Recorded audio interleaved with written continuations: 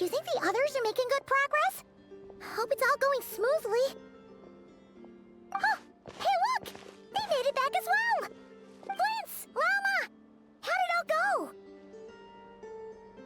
All is well, thank you. Nefer and Yehoda had to stay at the curatorium to wrap things up, so they won't be joining us for now. I ran into Miss Anefa and Miss Aino on the way back.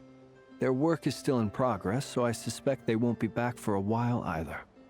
You seem rather cheerful today, Mr. Flintz. I certainly am. I achieved what I set out to do and came away with more than I bargained for. Fighting alone can get quite tedious, but I had the good fortune to run into a pair of brave young warriors. We meet again. How have you been? Albedo! What are you doing here? Thankfully, tracking you down turned out to be a lot simpler than we envisaged. These two courageously lent me a hand while I was fighting the Wild Hunt. When they told me they were Sir Varka's colleagues, it all made sense. And given how people of outstanding talent tend to cross paths, it's no wonder you're already acquainted. So, who's your travel buddy, Albedo? Why don't you come and introduce yourself?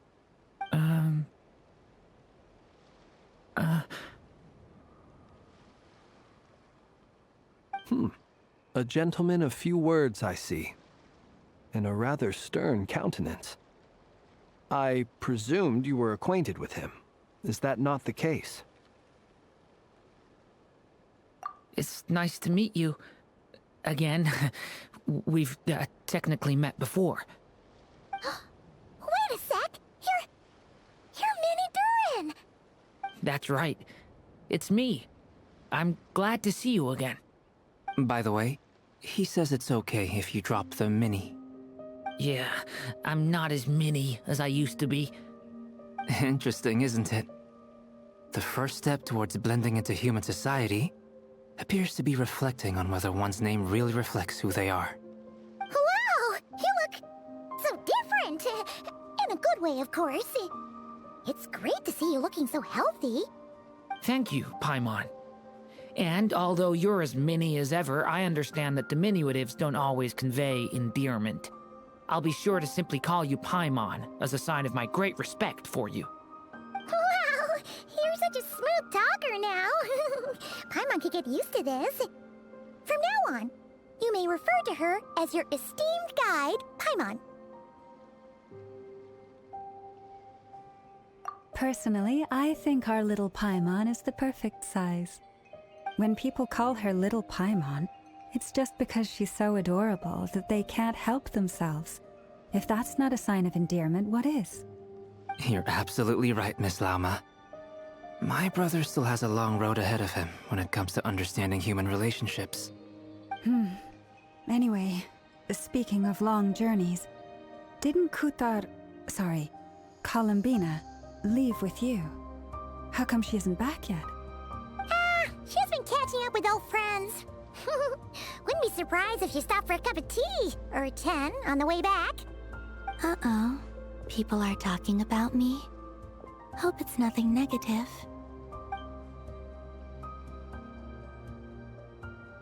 Judging from your expressions, I'm guessing it all went well? It's getting crowded here. I'll go grab some chairs. No need. This is a job for an alchemist. I'll whip some up momentarily.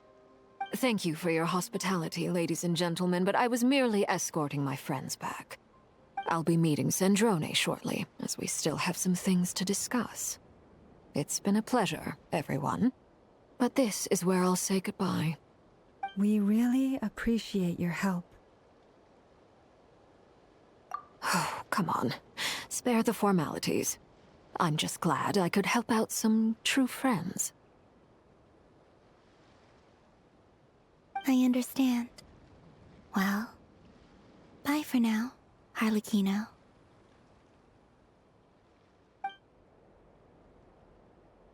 Oh, this place is hopping. It's probably a good thing one of us left. Otherwise, we might not fit all these people in. Are you saying we're about to run out of chairs? As a matter of fact, I am. Come on in and see for yourself.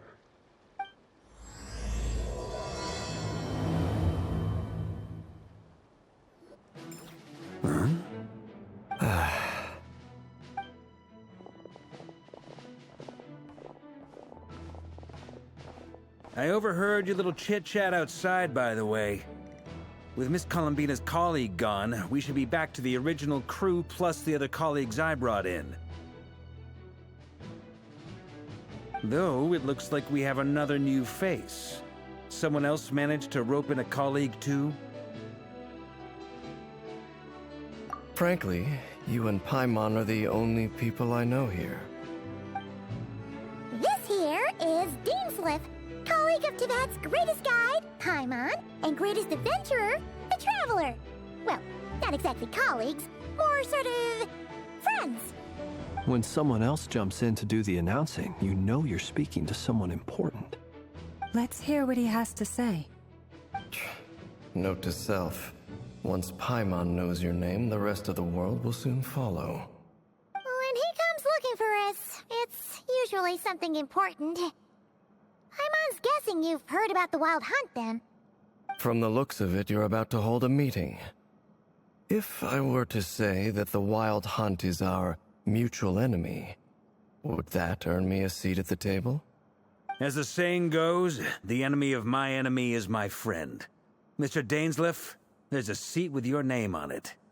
Though, I can't promise the same for everyone else. Hey, Albedo, think you can rustle up a couple more chairs?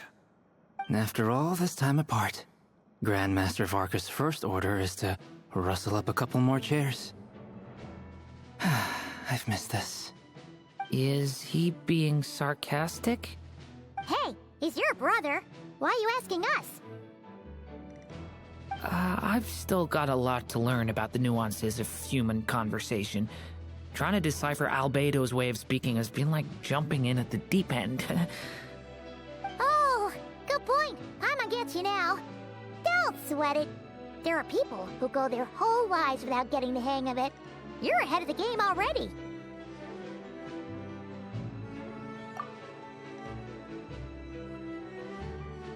I wonder what's taking Nefer so long. Perhaps you should go and check in with her. If anyone can hurry her along, it's you. I just got back from the curatorium. Besides, aren't you curious to see what's taking her so long? Miss Nefer doesn't strike me as the type to share secrets.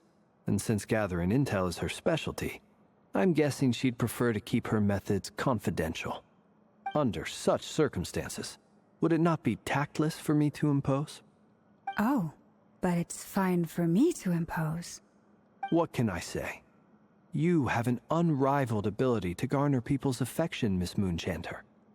Besides, you have far more in common with her than I do. All right, then. Impressive. She barely fought back at all. I admire your powers of persuasion, my friend. As I'm sure Miss Lauma will realize soon enough, the trick in life is to always pitch in with other people's responsibilities so that you can be selective with your own. Another trick is to simply hide in the background. Spoken like a true sage.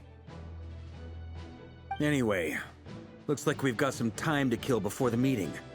Let's take a little breather, folks. And feel free to chat amongst yourselves. We'll get down to business once the other two arrive.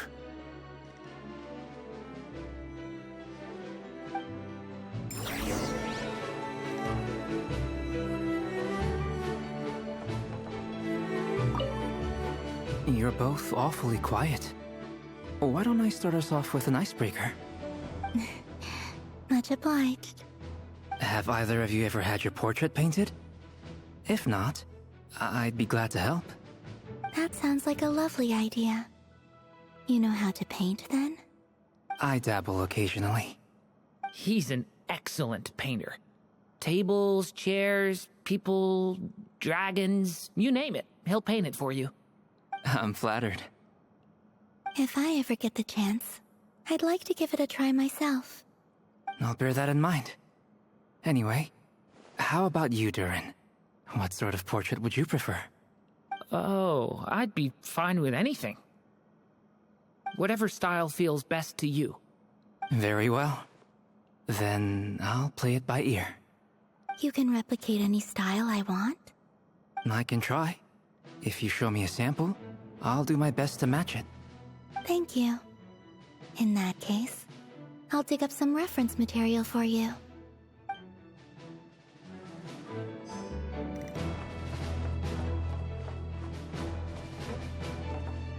Is there something you'd like to say to me? Yeah! For starters, why'd you just show up here without even giving us a heads up? If you think back to our previous interactions, you may recall that that's hardly out of character for me. You do have a point there. Oh yeah! You'll need to find somewhere to stay the night too, right? Want to tag along with us? You never know. We might get a group discount. Sure, let's do that. Great! Paimon will handle it! And in return, we can get Dainsleif to be our very own personal bodyguard. If that's what you had in mind, you should have said so sooner. I'd be happy to help. Oh, okay then. Paimon was only kidding, but good to know. Anyway, since we're all here together, we might as well watch each other's backs. That's just what friends do, right? Indeed. Thank you.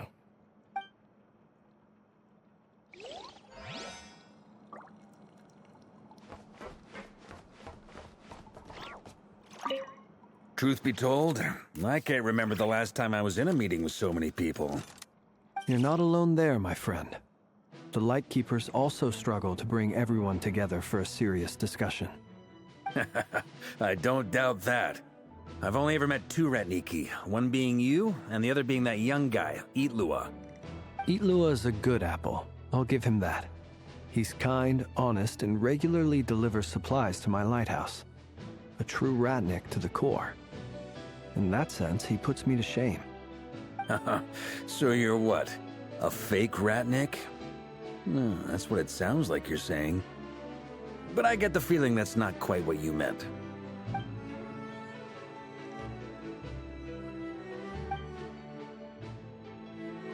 Come on, why the awkward silence?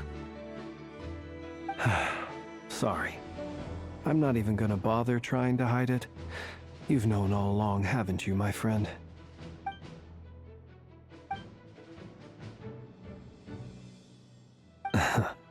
Now that was an awkward silence. Let's just keep this between ourselves. Probably best if Itlua doesn't know, huh? That goes without saying. Gotta be careful what you share with youngsters, after all. Anyone else in the know? Let me guess. The Traveler and Paimon? It's dangerous being too sharp for one's own good, you know. Then, in the name of the Animo Archon Barbados himself, I swear, your secret's safe with me.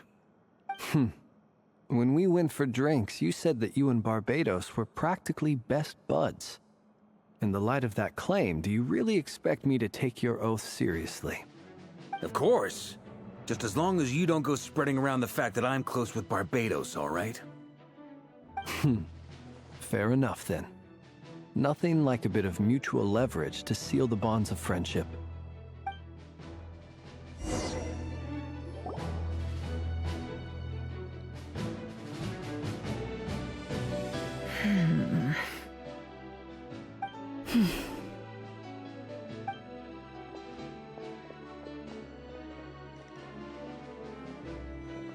Ah, Miss Nefer. You made it after all. But what about Yehoda? I'm here to give you an update on how things are going on our end. Once this is over, I'll be heading straight back to continue my work. I left Yehoda back at the Curatorium to watch over things while I'm gone. Huh. So much for just this once.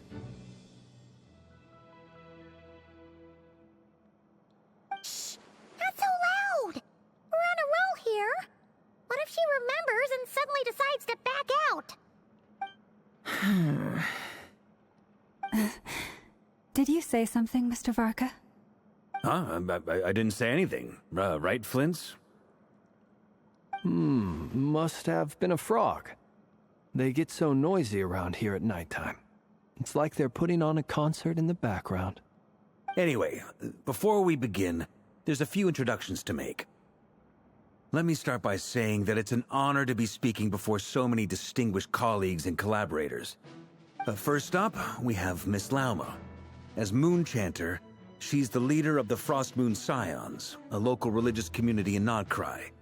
Then there's Miss Nefer, boss of the Curatorium of Secrets, an intel gatherer extraordinaire. Nefer is leading the investigation into Rerer's background, assisted by Yehoda and Lauma. From the little I've heard, they're making some great progress. Over here, we have Mr. Flintz, a Ratnik and guardian of the abandoned lighthouse. In our last operation, he courageously distracted the Wild Hunt to buy time for the rest of us. For those of you who've never met, this is Mr. Albedo, a renowned alchemist and captain of the Knights of Favonius investigation team. By his side is a new face for us all, myself included, Mr. Durin, who has come to lend his aid. Next up, we have the Moon Maiden and former Fatui Harbinger, Miss Columbina. Then we have the Traveler, who's earned more titles than I could possibly hope to list out, so I'll spare you the rundown. And Paimon, the ultimate travel companion and quite possibly the best guide in all of Tevat. Wow! That's a lot of people! Great turnout! Miss Nefer, it looks like you might have another job coming your way, so, congratulations on the booming business, I guess. You think I haven't got enough on my hands as it is? Who's looking for me now? That would be me, Miss Nefer. I have a commission for you. And you are? Who I am doesn't matter right now. What does matter is that I'd like you to gather more intelligence about the Recher of Solnari. Well, it's not as if we never take on anonymous commissions. But in your case, I'll have to decline. I'm gonna take a wild guess and say your job's probably more hassle than it's worth. Something about you seems like bad news. It's my eyes, isn't it? Conrian, I assume. And what's with the mask? Are you trying to hide your identity? In any case, the fact that you're even still alive raises an awful lot of questions for me. My name is Dainsleif. And yes, I am from Conria. As I'm sure you're aware, the Recher of Solnari's real name is Rerir. He was once an acquaintance of mine. Really? Then you must have been quite an influential figure yourself. You flatter me, but none of that matters anymore. My point was simply to clarify why I have asked Miss Nefer to investigate Rerir's background. So you're both from Conria, and it sounds like you used to be friends? What am I missing here? Surely you already know how he became one of the Five Sinners. I'll tell you everything I know. The history of Conria, the names and identities of the Five Sinners. I remember it all like it was yesterday. I have never spoken openly of this before. But the truth was exactly as people say. The Five Sinners were each driven by their own desires, and it was by playing upon these that the Abyss tempted them to their fall, tearing Conria apart in the process. The visionary, Vedafenir, who wished to foretell the future. The wise, Haroptatir, who sought limitless knowledge. Gold, Rhindaughter, who desired to create life. The foul, Sertologi, who pursued supreme strength. And last, but not least, Recher of Solnari, Rerir, Ravager of the Moon. Of the five, Rerir is the only one who remains a mystery to me. He never harbored grand ambitions. So what changed in the space of a single night? How did he come to fall like the others? In other words, you're saying that his change came as a shock to you, and you have no idea what actually happened? That's right. You mentioned how the Abyss tempted them, which led to their fall. But what did that look like in practice? And what other context can you give me about the events of that time? The more detail you can give me, the better. Strangely, now that it comes to it, I hardly know where to begin. The fateful night took place during the era of the Eclipse Dynasty. One day, my elder brother, the visionary, Vedifenir, was summoned to the palace by the Vinster King, only for the king to gouge out his eyes and cast him into the dungeons. When I came to hear of this, my fury knew no bounds. I gathered together every ally I thought I had, and together, we set a night to storm the palace and free Ved. Centuries on, the memories of that night still haunt me like a never-ending nightmare. We broke through the palace gates, just like we had planned, each striking towards our separate targets. But then, I was betrayed. Even Vedifenir, the very person I had come to rescue, abandoned me and partook of the Abyss's power. So, it's personal after all. Then tell me, Mr. Dainsleif, what price are you willing to pay? You, of all people, must know that nothing comes for free. I cannot say what price would be worthy of such a commission. But know this. Rerir was not always a madman. Believe it or not, there was a time when he was just an ordinary man, working for the Conrian Intelligence Service. Uncovering the truth of Rerir's past is the only way to unravel this mystery. But before you decide if you will accept my commission, I will tell you more about him. Enough, I hope, to help you plan your next move. Sounds pretty good to me. Feels like we just flagged down a random passerby, only to discover he's actually a master strategist who has a score to settle with our enemy.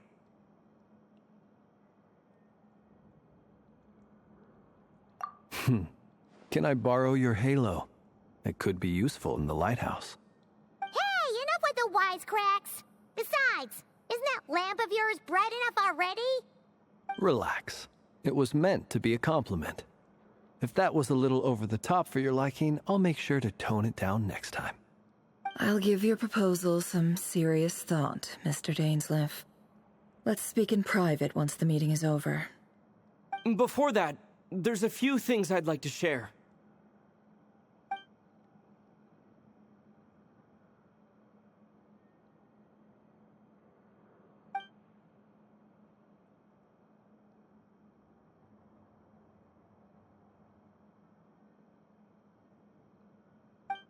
Now that we've united the hearts of the three moons, your power should be greatly enhanced. But it seems like that hasn't happened yet. I believe it will take a little longer. You've done so much for me, so I want to be completely honest with you all. Even though I'm doing a lot better now, the truth is, my recovery will likely be an ongoing process. From the moment I was born, my power has been slowly ebbing away. And that is because Tevat has never accepted me. Even with the moons united as one, it seems my rejection cannot be undone. So far, I have yet to find a solution. It may turn out to be a problem that will plague me until the day I finally leave this place behind. Even so, I will do everything in my power to help you drive out the Rayhir of Solnari. As Arlecchino put it, this is not about chasing the spoils of victory. It's just a gesture of heartfelt gratitude. Kutar.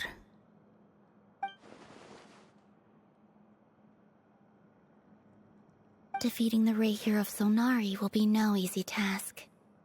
While my strength slowly recovers, we'll also need to gather more intel. Naturally.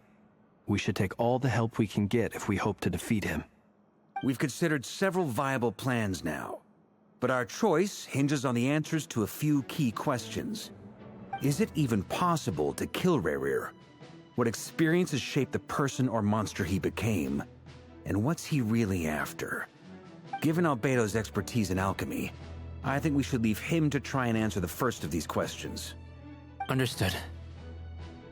As for the other two, I'm afraid we'll have to count on you again, Miss Nefer. Believe me when I say it's not my wish to burden you. But right now, relying on your skills is our only option. So you're placing all your hopes on me, huh? We can't thank you enough for agreeing to help us. Honestly, I can hardly believe how lucky we are. You sure have a talent for changing your tune, Miss Moonchanter. Timid like Yehoda one moment, then flinches insincere flattery the next. Ladies, please. I must object to your portrayal of me. That's all. Feel free to keep bickering. Just pretend I'm not here. I almost don't want to leave this room. I'm curious to see how this plays out. I have faith in you, Miss Nefer. Something tells me you'll stand by us until the very end. Oh? And what makes you so sure of that? What if I suddenly decide that my compensation is insufficient? This isn't about the money. I can sense that you've got a deep-seated distaste for Rerir. And knowing you, that alone is motive enough. Look at them getting along so well. Like two peas in a pod. And I'm the one they accuse of insincere flattery. There is no justice. Miss Lauma, you have to understand something. Unlike you, I don't actually enjoy having everyone's hopes on my shoulders. Is that right? Well, maybe the fact that I'm willing to put my hopes in other people says more about me than you. But the fact is, I also trust you. And that's because I know that you're someone we can count on. Anyway, we've got our plan, so let's get moving. Mr. Dainsleif, let's talk. And Traveler, once we're finished, if you've nothing else planned, I'd like you to come with me. This whole experience is teaching me a lot. For instance, I now know that when other issues come up in the future, I'll have far more luck getting Lauma to convince Miss Nefer than trying to do it myself. Hate to say it, friend, but that's one of the funniest things I've heard in a while. Why? You think I've got it wrong? Quite the opposite. But what makes it so hilarious is how long it's taken you to realize.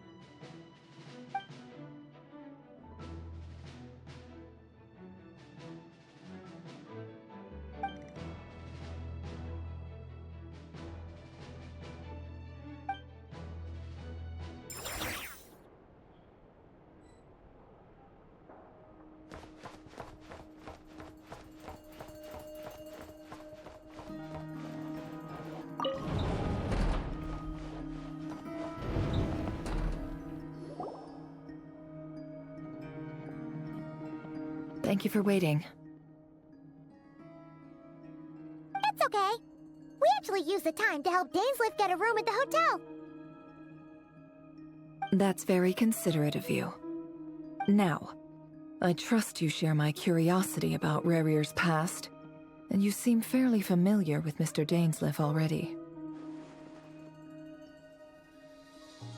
We spoke at some length after the meeting. He was the one who suggested I should invite you to join this operation. He feels confident that these secrets will be safe with you. Dane has a lot of faith in us, that's for sure. Likewise. I appreciate that you got right on board without interrogating me about why I invited you. It shows that you trust me to explain everything in due course. That's because we know what you're capable of. We appreciate you too, Nefer. You might have been forced to help in the beginning, but this time, it was your choice. That's one way to put it. Another is this, that once a decision's been made, it's set in stone. After that, my only goal is to see it through. Alright, so here's how it is. I'm going to access Rarier's thoughts again using my confidential method. Now, I'm sure you've seen things like this before on your travels, so you're surely well aware of how dangerous it can be. The reason I've gathered you all here is to ensure my safety during the proceedings. I plan for us to enter the fragment of his consciousness together, and once inside, I will focus on searching for information. Think of this as a diving expedition into someone's brain. If I'm the diver, you are my safety equipment, tasked with keeping me alive while I'm under the surface. Once the ceremony begins, we will all be spying on privileged information. But in the interests of safety, you must remain absolutely silent at all times.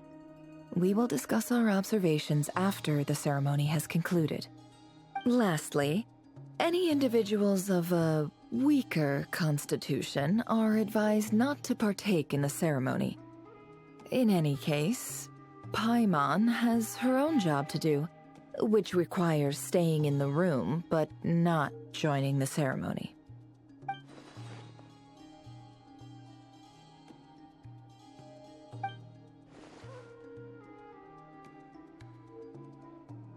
Well, good luck, everyone! Sounds like all Paimon can do is cross her fingers and root for you guys. There's a little more to it than that. I was being serious when I said you have a job to do. While the rest of us are inside Rarier's mind, it's imperative that we have a team member on the outside. In the event that something goes wrong, you will be our first responder. I don't anticipate any issues, but the extra level of safety will be greatly appreciated. I second that. This is a dangerous operation here, and you're our whole rescue team. That's pretty much the most important job in the crew. So, Paimon's like the lifeguard? Yeah, that makes sense. All right, got it. Good. Please, take a seat. We'll get started momentarily.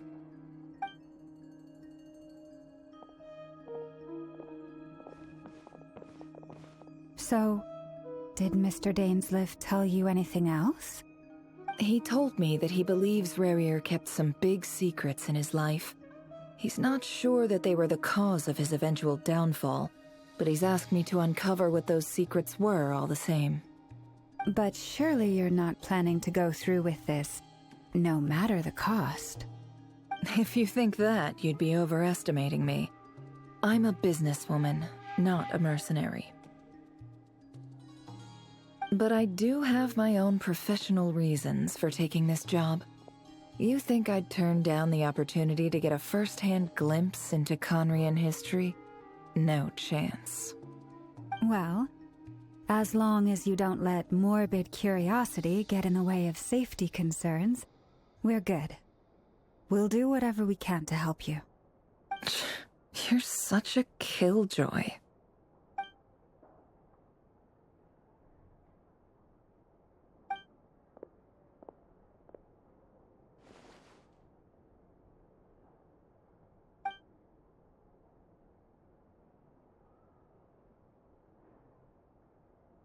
All right, I'm good to go. All set over here, too.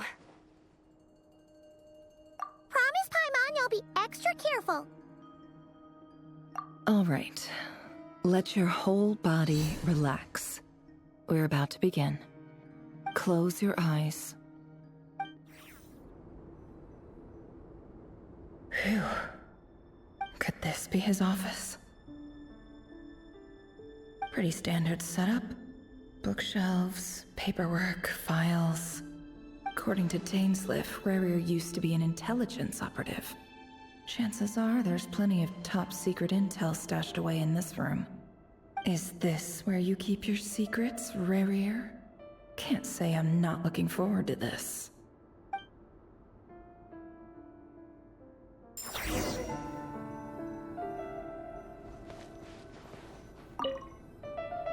A file tucked inside a folder. The title reads, Dear Breakfast Shop Owner. It's a list of names. But at this stage, I have no idea who any of them even are.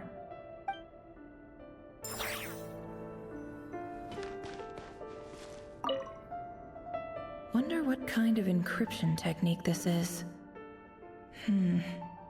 Seems like it has to be inserted into that camouflage device nearby. Aha! It's an audio recording. Please, hear me out. I can't shake this feeling that someone's been spying on our house. No, I'm not being paranoid. It's true. I saw someone dressed in all black. It was a couple of days back, but that was on another street, not near my house. I swear, I know what I saw! There's a note in the margin. Surveillance of the Runforther residence has concluded. We apprehended the target and filed the mission report last night. Could the voice in the recording belong to one of Rarir's targets?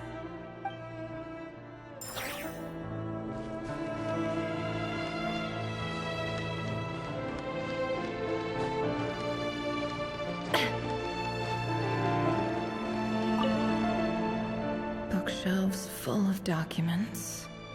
Looks like these are all files, packed with the personal details of individual Conrians. The Crimson Moon dynasty preceded the eclipse. Since Rarir worked as a secret agent during the latter, it stands to reason that he was tasked with purging remnants of the old dynasty. Yep, lines up exactly with what Dainsleif told me.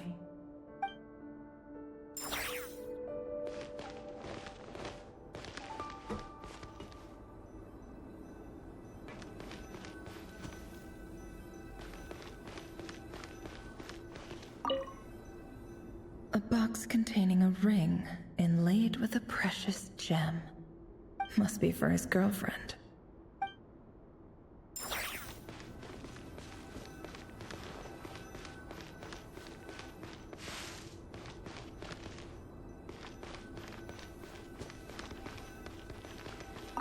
He looks even gloomier than last time. I wonder what's changed.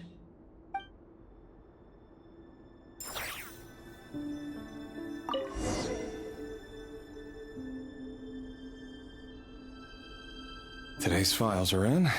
Time to wade through them, just like usual. Male, 51. Occupation, cook. Confirmed Crimson Moon descendant. Has maintained frequent contact with other descendants over the past year. Poses a threat to the dynasty. Neutralized.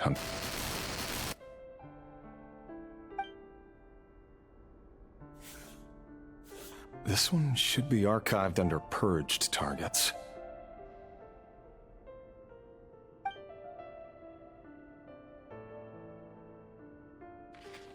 Female, 23. Occupation, office clerk. Confirmed Crimson Moon descendant.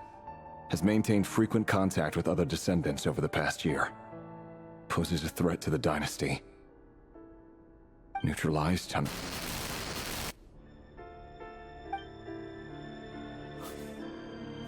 Another one for purged targets. Sounds like she was that other man's daughter. Never mind. What's it got to do with me?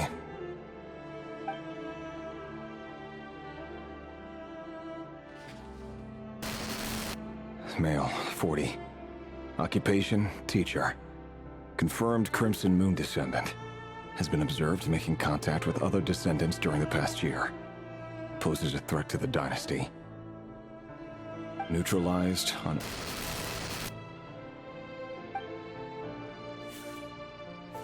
Just another nobody for the archive. Come to think of it, I remember surveilling this man. A case like his never would have been considered a priority in the past. Huh. He barely even interacted with other Crimson Moon descendants.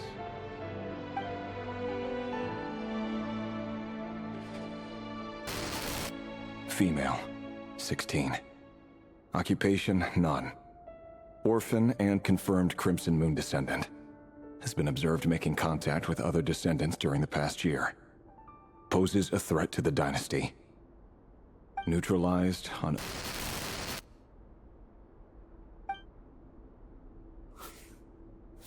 Filed. I have no recollection of this girl. None whatsoever. She doesn't seem to be anyone important, but then again, how many of them really are?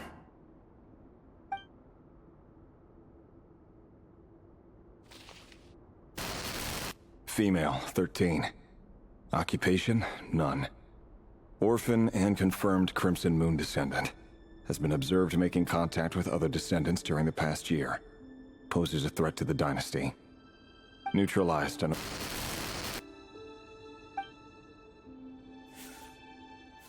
Filed.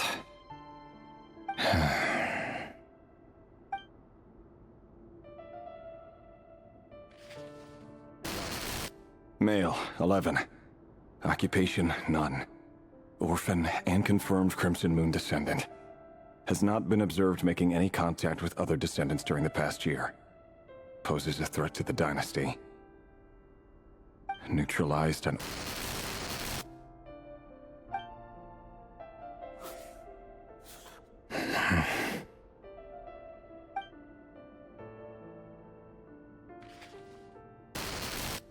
Male.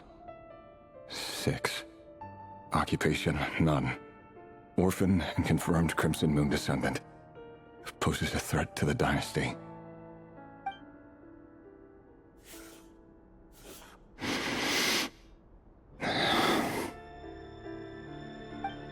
It's funny, isn't it? Your job is becoming both harder and easier at the same time, depending on how you look at it. Sooner or later, the Crimson Moon descendants will be completely wiped out. But as their numbers dwindle, they become harder and harder to track down. That's not how it is. Fortunately, however, most of the able-bodied adults have already been taken care of. The remaining weaklings will be increasingly easy to deal with. No! No. My job is to ensure the survival of the Eclipse Dynasty. And the only way to do that is by eliminating any and all potential threats. It's a perfectly legitimate line of work. Every single one of my colleagues can attest to my fairness. And if my friends were aware of the facts, I know they'd back me up too. Assuming, of course, that they were aware of all the facts.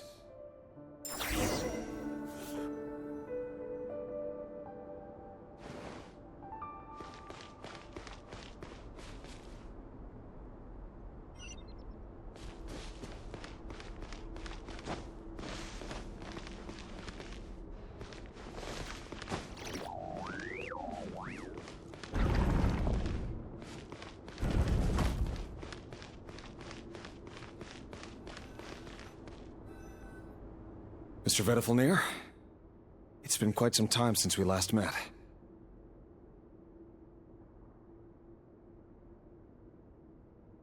Revier, I trust you're here because you have something important to discuss.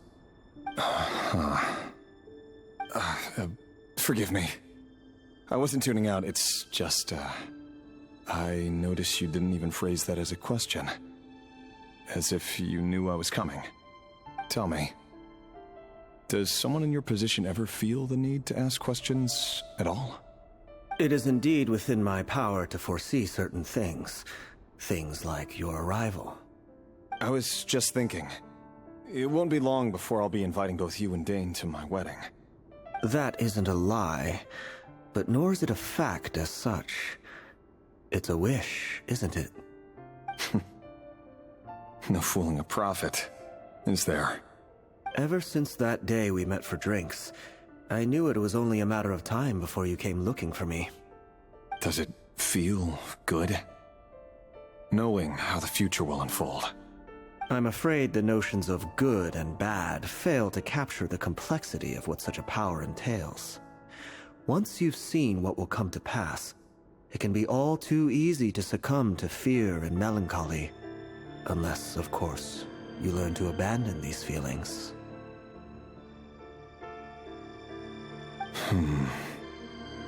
You fear my silence, and long to hear the words I left unspoken that day. That's right. You must have noticed my reluctance to broach the subject. And the reason is simple. Because the truth could never have lived up to your hopes. For both our sakes, such words are better left unsaid. The burden of prophecy was never meant for your shoulders. So who exactly do you deem worthy to hear your prophecies? None but our exalted king? Or rather, our king as he once was. You're closer to his majesty than I am. You must know better than anyone how much he's changed. You say that as though it is to my benefit.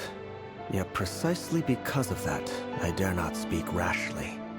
A king can turn out to be the most virtuous of rulers, or a tyrant more terrible than the most vicious of dragons. You are so wise and far-sighted, yet still you would have me live in fear of the unknown? You make a fair point. Especially given my silence alone was all it took to send you spiraling downwards. Very well then. Let me offer you some advice. And I say this not as a prophet or a visionary, but simply as the brother of your friend. For many reasons, there is very little chance of your marriage ending in happiness. If happiness is what you seek, you should find another fiancé.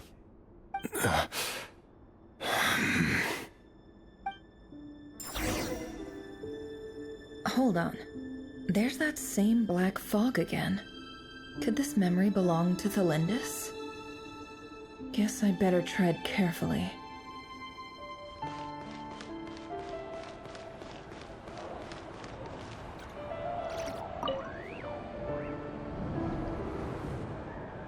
Wait. Hear me out. This time we finally got a clear look at his face and learned his true identity. His name is Rayrir, and he claims to be one of the king's guards. What did you say? A cruel irony, isn't it? The man you're set to marry leads a double life as a brutal executioner. Why are you telling me all of this now? Simple. It's because I want you to kill him. You are the only person he would never suspect. No, absolutely not. I would never dream of doing such a despicable thing. So you'll just stand by and watch him slaughter us to the last? Do not forget that the blood of the Crimson Moon flows in your veins too. The blood of the Crimson Moon? What does that matter now? The dynasty has long been dead and gone. You think that alone is reason enough for me to throw away everything I have? Why wouldn't it be? You two were once a child of the Crimson Moon, just like me. Don't tell me you've never felt so much as a flicker of fury for the way we were trampled into the dust. As long as you promise to abandon this pipe dream of restoring your dynasty, I can try to persuade him. Or have him persuade the Vinster King. Persuade the Vinster King? Do you even know why he's so obsessed with hunting us down? Why he keeps trying to force us to hand over our secrets over and over again? Or why we refuse to give up on restoring the dynasty? The Vinster King. A blind fool. His eyes clouded by powers from beyond this world. A petty little man with a miser's heart. And he dares to sit upon the throne? Mark my words. Sooner or later, Conria will fall. And it will be his doing. If you can't bring yourself to do it, so be it. Just you watch. It won't be long before calamity descends upon us all. The Rayrir of Solnari.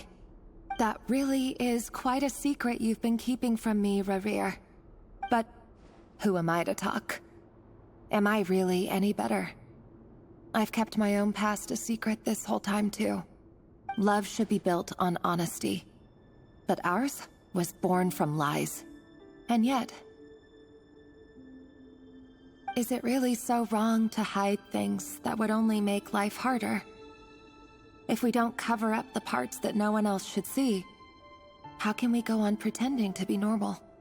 Vedifulnir must have known all this. And that's why he made his prophecy. In the end, nothing stays hidden forever.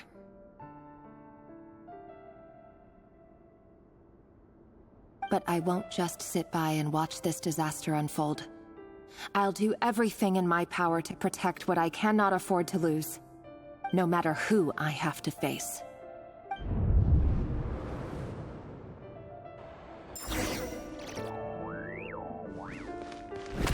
Huh?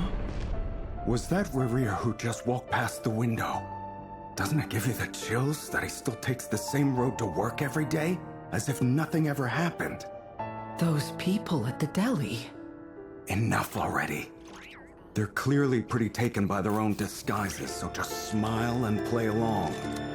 Pull the rug from under beasts like that, and you'll risk having your throat torn out. Deli? Oh. They're talking about those people from the opposition. Right. I'd almost forgotten they used to run a deli. People of no consequence always vanish so easily. And no one even remembers them.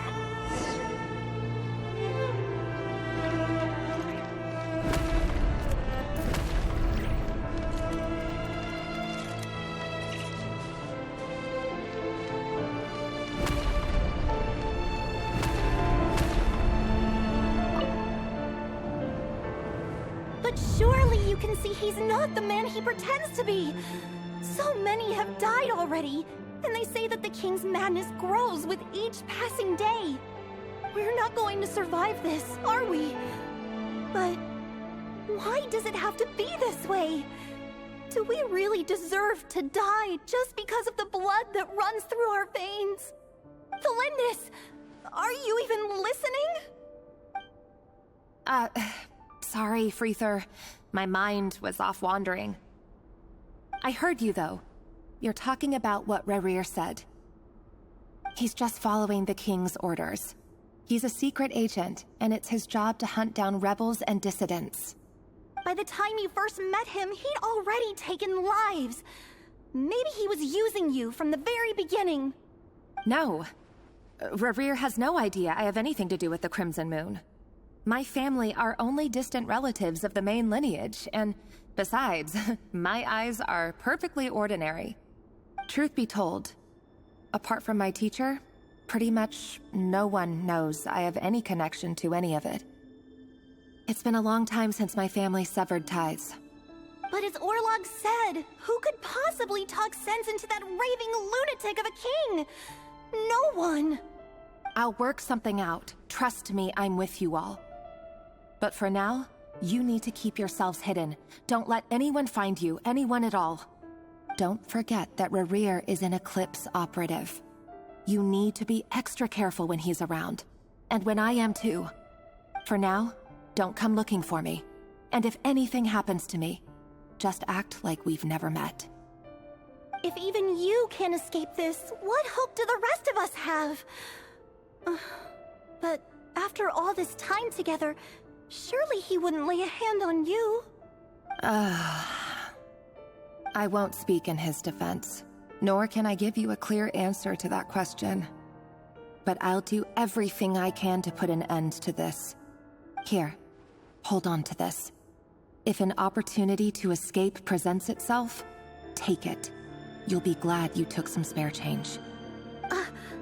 You call that change? But what about you? I've got a job, and there's still money coming in.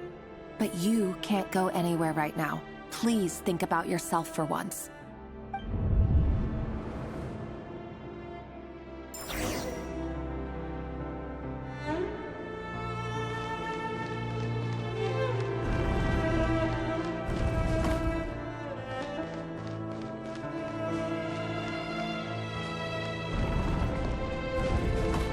Another day, another round of assassination training. Training ground is just beyond this hidden passageway. When you kill a person, doesn't it follow you usually end up covered in their blood? Why would it? Aren't we all just walking blood bags? But not everyone is a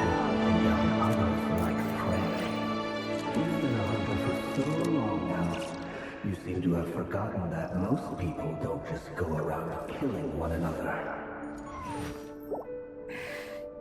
Leave me alone.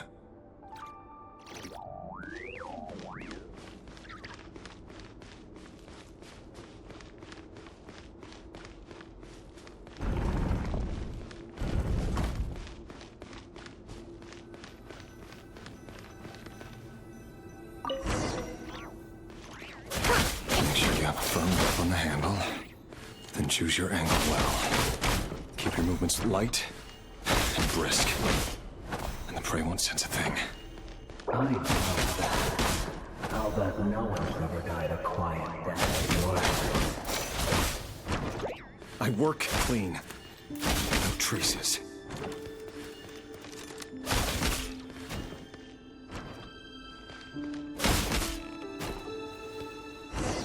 That doesn't make it open above board, though. The king just happens to need you right now. What if he doesn't? That won't happen. He's changed. Ever since you fell into the shadow of that power. He only had you take out a handful of the guilty.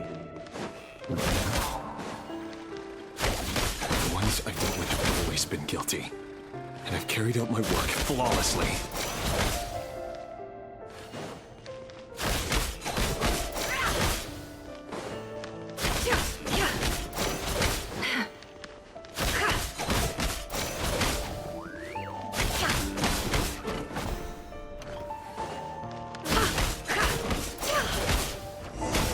You know why Olympus didn't accept your proposal, don't you? Was it because she didn't trust you? Or something else? No!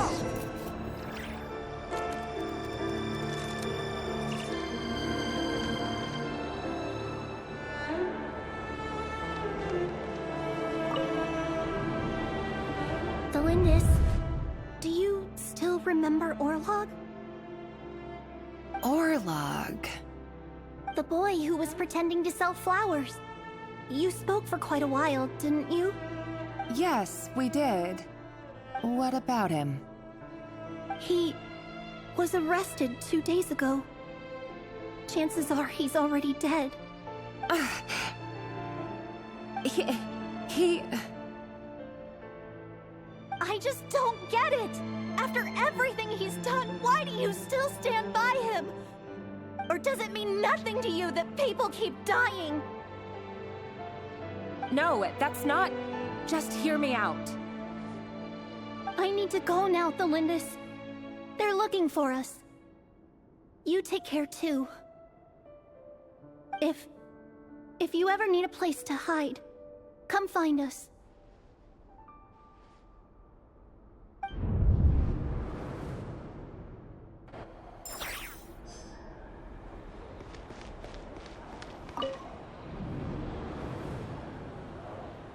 Author, Thelindis.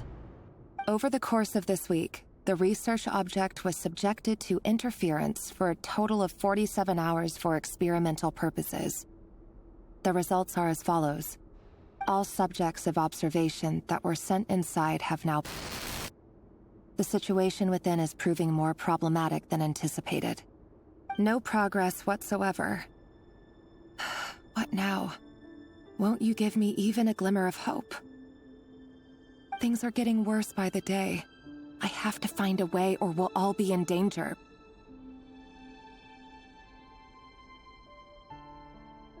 But I... If all this research comes to nothing, what then? Sooner or later, it'll be my neck on the line. But could he really bring himself to kill me? No. Surely he wouldn't have the heart.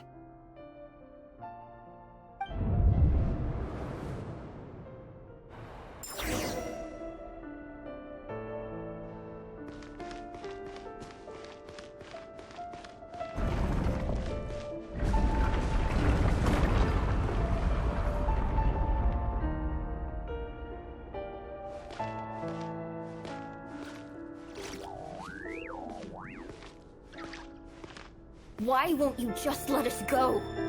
We don't even know each other. All we want is to live ordinary, peaceful lives. You want to live?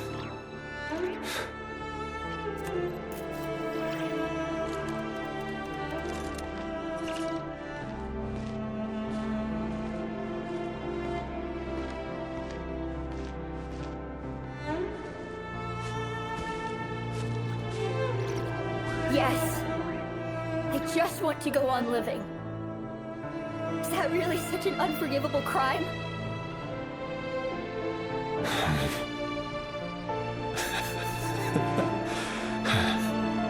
You want to go on living. I want to keep living too. To keep living forever. That's why I have no choice but to continue on the path I'm on. If only some savior would suddenly swoop down and change the way the world is. Too bad that's not going to happen.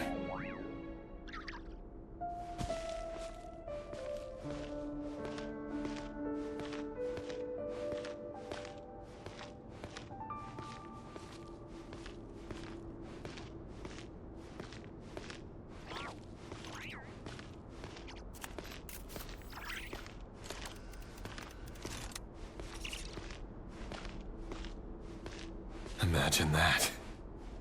If there really were such a person, you and I wouldn't be standing here like this, would we?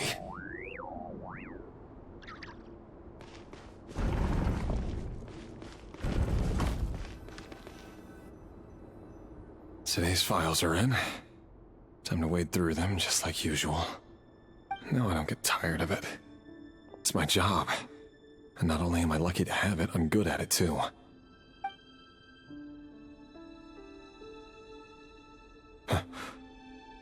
Wait. That's... Thalindis? No. No! No! Why? But you bear no mark of the Crimson Moon. How could you possibly have anything to do with them? It cannot be! A diluted bloodline. Carefully concealed. I see it now. You've been living in the shadows just like me. What a fool I've been. Numbing myself with talk of justice. Even imagining my friends would back me up. But in the end, Irminsul. Finster King! How far are you going to take this? From the direct bloodline to secondary offshoots? And then what? Today it's the descendants of the Crimson Moon. Who will it be tomorrow?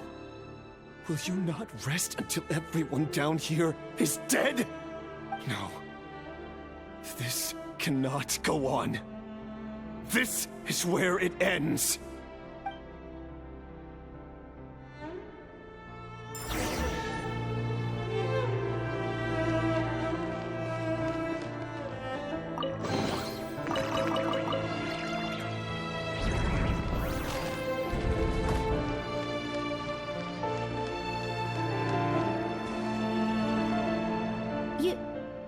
You're really letting me go? I am. As long as you can guarantee that no one will find you. Don't worry, I'll be extra careful. No one will know I was here. But what about you? Me? If you let me go, you won't be able to complete your mission, will you? Good point. In that case, maybe you should stay. No, please! I just want to see the outside world again. To... Go on living? Yes.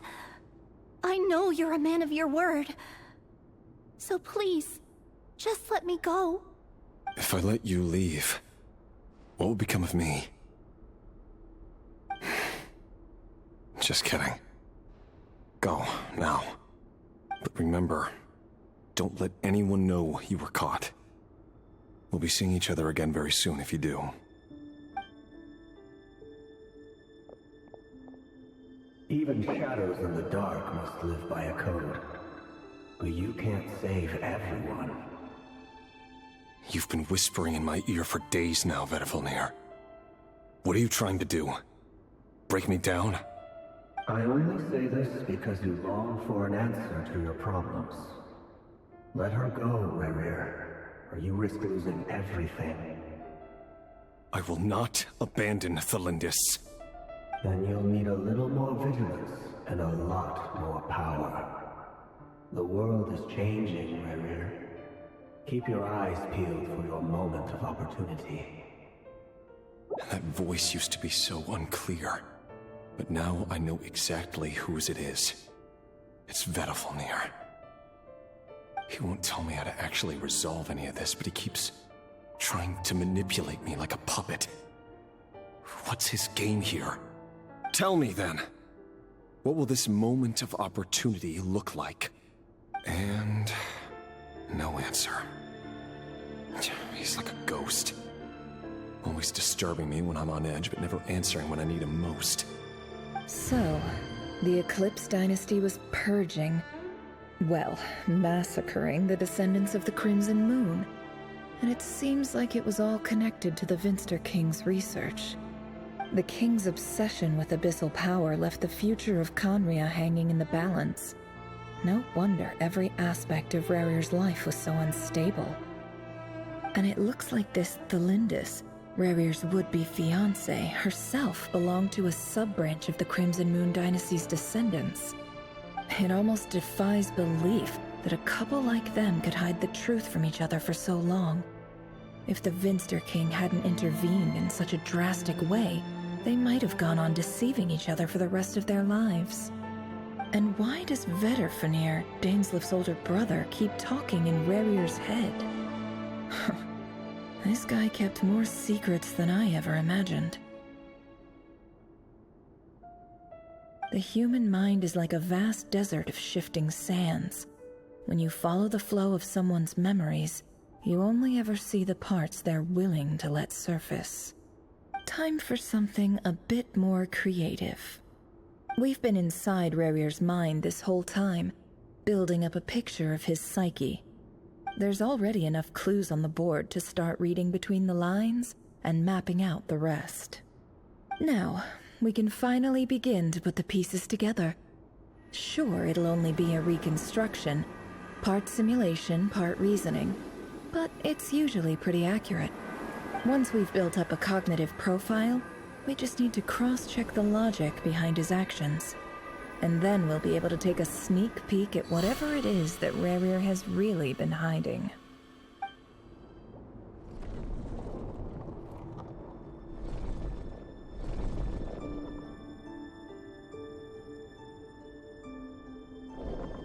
Rerir, are you there?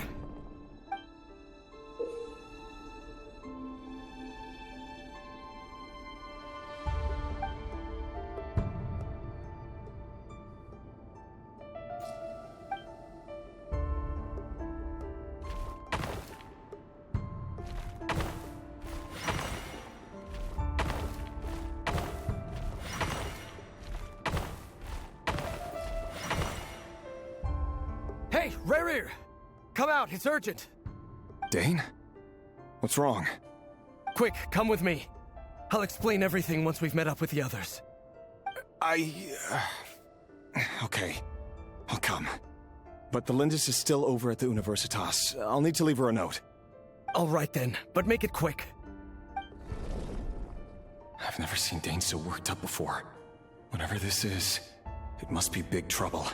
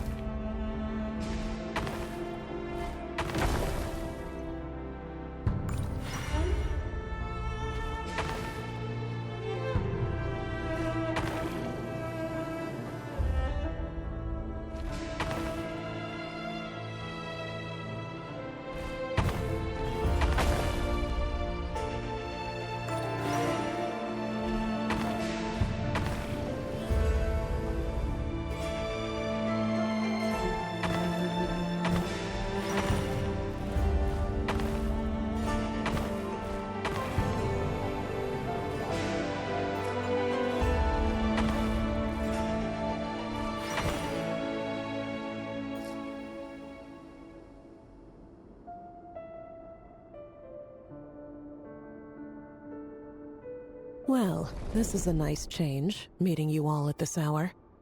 When men and women of ambition can speak face to face in broad daylight, I say that's a big step forward for our dear Conria. Don't be ridiculous. We do not fear the day. Why would we seek refuge in the night? You might ask your blade that same question. I'm told it prefers the cover of darkness. The word on the street is that Elegy only strikes when he has an unfair advantage. But that is patently false. I see you're missing an arm and a leg. Surely only a fair fight could explain that. If this is your way of offering me replacement limbs, believe me, I'll take them. Oh, we can certainly discuss that. With bioalchemy, anything is possible. Assuming I have your full support in my research. Lunatic. Robtatir, what brings you here? Why, Dainsleif, of course. He invited me. Please, cast aside your apprehensions, Miss Rhindaughter. Whatever the rumors may say, I am but a humble servant of the king, and I can assure you he affords me no greater convenience than he does you.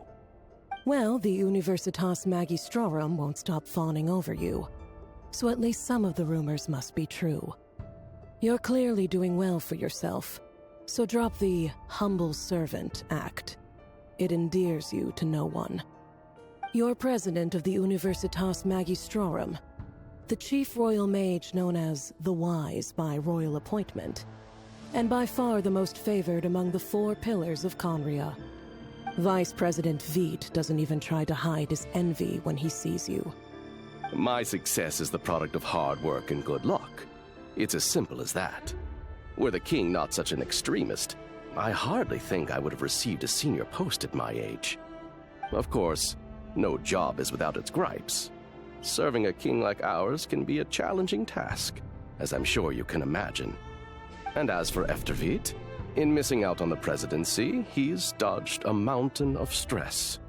Like everything else in life, it comes with pros and cons. You're all here. I apologize for the short notice, but it was an emergency.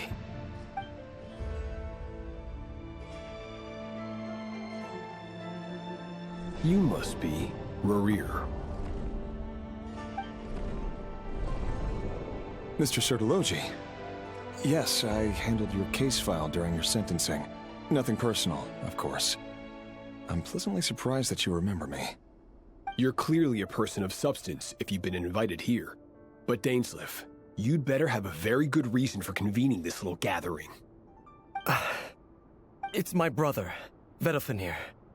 After he spoke at the court this morning, the king was so infuriated by his words that he had him blinded in both eyes and thrown in prison. Vedalfenir in prison? Strange. I thought the king trusted him and Hoarfrost more than anyone else in the world. Does this mean the king's circle of trust just got even smaller? It has nothing to do with trust. It's about what the king wants, which is as clear as day to anyone paying attention. I simply appease him, because it's in the best interests of the Universitas Magistrorum. And also because you're slimy. Vedalfenir, perhaps less so. But still, a visionless visionary? It rather inclines me to think that qualifications are not what get you ahead in Conria. Do you honestly think this is an important discussion to be having right now? Dane, what are you planning to do? Rescue Vedalfenir, I assume. Correct. It will mean storming the palace by force. Tonight. I need all of you on my side. That's far too dangerous. And don't forget, Dainsleif, you're captain of the Royal Guard. You swore an oath to the throne. Hmm? You've been planning this for a while, haven't you? I have no desire to commit treason. But whatever critique the king may have of Vedalfenir, disfiguring your most loyal subject for putting the best interests of his court and nation first, this is not the conduct of a wise ruler. My blade will force the king to see the error of his ways. So, Vedalfnir's prophecy enraged the king. I'm sure it wasn't what he wanted to hear, but if he won't take counsel even from the visionary, that is deeply troubling news. The extent of His Majesty's madness is now all too clear. The question is, how does a man like me get out of this situation unscathed? You have noble ambitions, Dane, but I'm afraid they don't do much for a guy like me. I'm not interested in saving the world. All I want is a letter of pardon. A letter of pardon? For whom? Thelindis?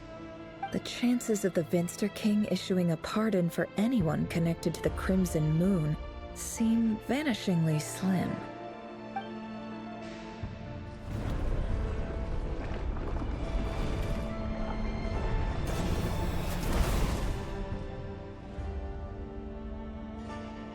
This black fog over the board must have some connection to Thelindis.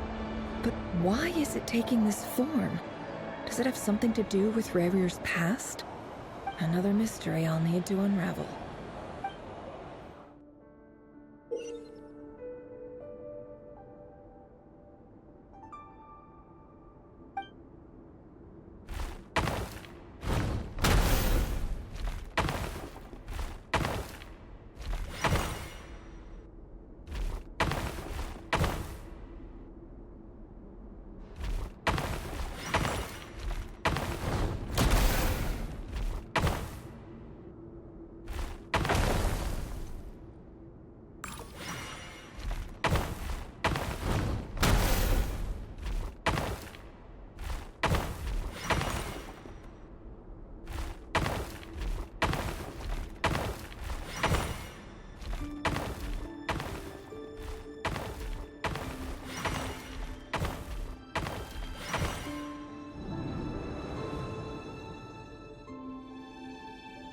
Author Thelindis. Over the course of this week, the research object was subjected to interference for a total of 60 hours for experimental purposes. The results are as follows. Research dating back to the Crimson Moon dynasty has established 2 points regarding moon marrow.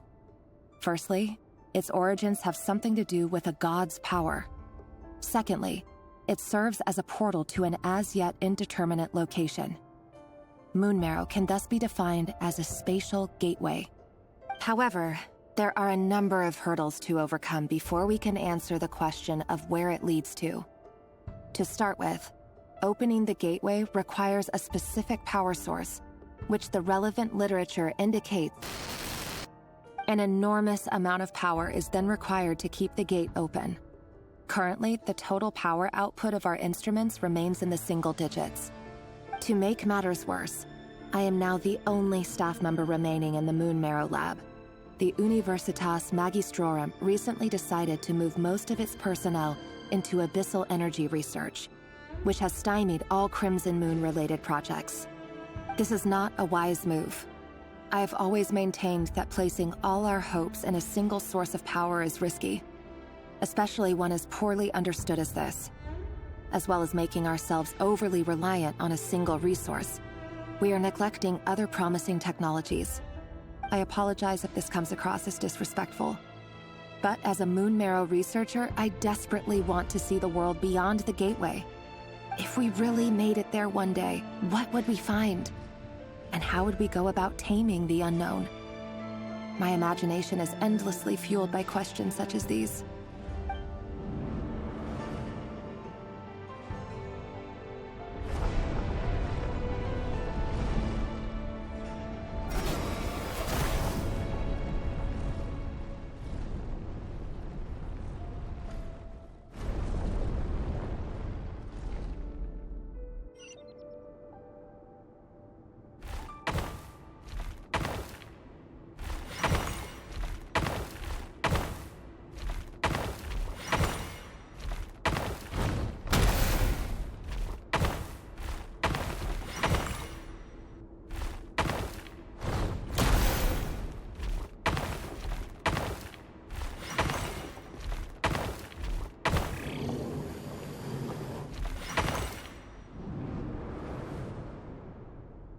This is for you. I heard you're gonna leave the city with your parents. Thelindis, Did you hear about what happened? I've heard nothing. Rerir got back very late last Friday, and he was acting a little unusual, but he slept pretty well, so I'm guessing whatever he did was a good deed.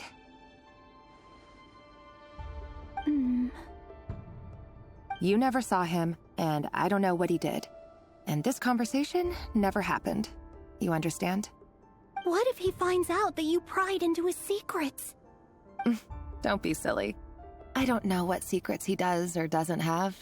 All I know is he's just a normal guy who happens to run some errands for the king. Are you scared of him? I don't know. The Rerir I know doesn't match the person you all describe. Logically, I should be scared of him. And yet, I don't want to lose him. But enough about that. You should get going, and be careful with the package I gave you. Keep it secret. Keep it safe. What's in it? A piece of the moon. All you need to know is that as long as you keep it safe, then in the future, everyone will be able to see a red moon. A red moon? You mean our moon? That's right. Our moon. Promise me you'll look after it. I promise, Thelindis. The Crimson Moon bloodline will never die out. Its light, the color of blood, will become like a fire that flows in our veins, no matter how long it takes.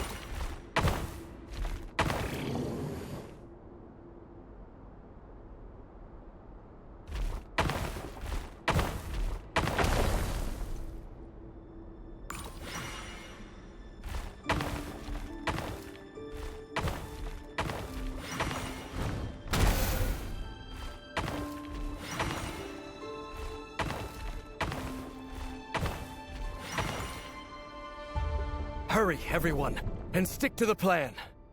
Sir Dainsleif, what are you? Is this treason? You know what happens to those who betray the throne. Please, don't do this! It is the king himself who has betrayed the throne. He has betrayed all of Conria. If you have any love left for justice in your heart, you should join me. It's showtime. Dane and his group will handle the troops in the palace. Then Hraptatir and Rhindaughter will disarm the security measures. My job is to enter the prison and rescue Vedifalnir. Stay safe. Wish me luck. Look after my brother. Draw your blade. It is time for justice to prevail.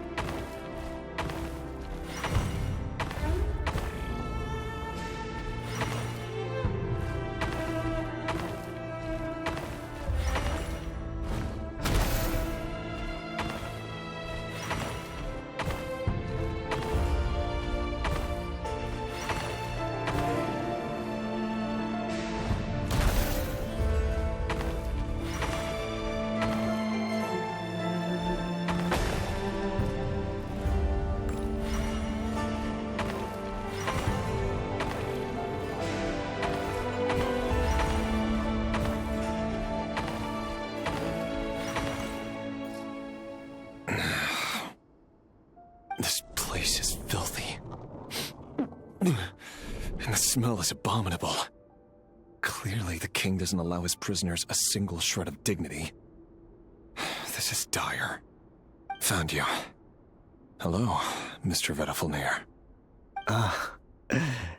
It's you. Surprised? Oh, wait. I guess surprise isn't an emotion that prophets feel very often. I certainly felt some surprise in the moment when I was blinded. Surprise at the king's sheer ignorance. Surprise at just how unfairly this world responds to words of earnest remonstration. I'm curious. What did you prophesize this time? It wasn't a prophecy. It was a word of warning. Someone had to say it. The king has forsaken all reason in pursuit of his obsessions. I simply told him that if he continues on this path, Khaenri'ah will surely fall. But he didn't listen. Worse still, he stabbed you in both eyes and locked you away. Dane asked for my help. The court is in complete chaos now, but I'm sure you predicted that. Everything is transpiring as I foresaw, yet I am powerless to change it. Fate is an immutable force. I can but lament as the inevitable unfolds. I do wonder whether giving a man the power to see the future does nothing more for him than slowly crush his spirit. Forgive my curtness, Vedafulnir, but the king did not suddenly turn on you today. His suspicions have been brewing for a long time. You can't have wisdom beyond the reach of your fellow man without attracting his fear and suspicion. There are things the king does not want to see. So, he doesn't want you having visions of them either. He blinded you because he thought this would make the visions stop. He wasn't entirely wrong. I did indeed lose my power to see the future. Right up until... Until what? Just now. I believe I saw something new. Well, tonight could go a lot of different ways. 5 of us banded together to storm the palace, also we could rescue you. This will go down as the most tumultuous day in Khaenri'ah history. I sense hatred in you, but also hope. A desperate hope that with the tyrant deposed, that will be the end of the story. But this is not the end. It is the beginning of a new chapter, in a whole new story. There are many men of honor and courage in this world, Rerir. But you are not one of them. You're not here for justice, are you? You're here for yourself. Is that a dagger? Interesting. Why not the polearm? It was always your weapon of choice. With your abilities, I don't doubt that you were able to recover some of your sight. But I also doubt that you want to make an enemy of me right now. Of course not. We're on the same side, aren't we? We could be. But I need you to be honest with me, Vedafulnir. At this point, you're my only hope for the future. You mean your future? With your beloved, Felindis? Yes. And I know there are bigger things at stake here. A dynasty, a nation, maybe the entire world. But forgive me, I care first and foremost about myself. I can't abandon the one I love to save myself. I just can't do it. But you see a broader picture of the future than I. You see the solutions to the biggest problems of our age. So tell me, what is my solution? What's the answer? In matters of fate, answers are either right or wrong. What will be and what will not. Maybe you are willing to pay a certain price in the pursuit of happiness, but unfortunately, fate does not negotiate. That is the cruelest thing about fate. It is unmoved by your sacrifices. That can't be true. I know it's your voice that I keep hearing in my head, urging me to see how the world is changing, to seek more power, so I can protect the things I love. You show me disaster, but you won't show me how to avoid it? Why? Why are you doing all this? My voice. In your head.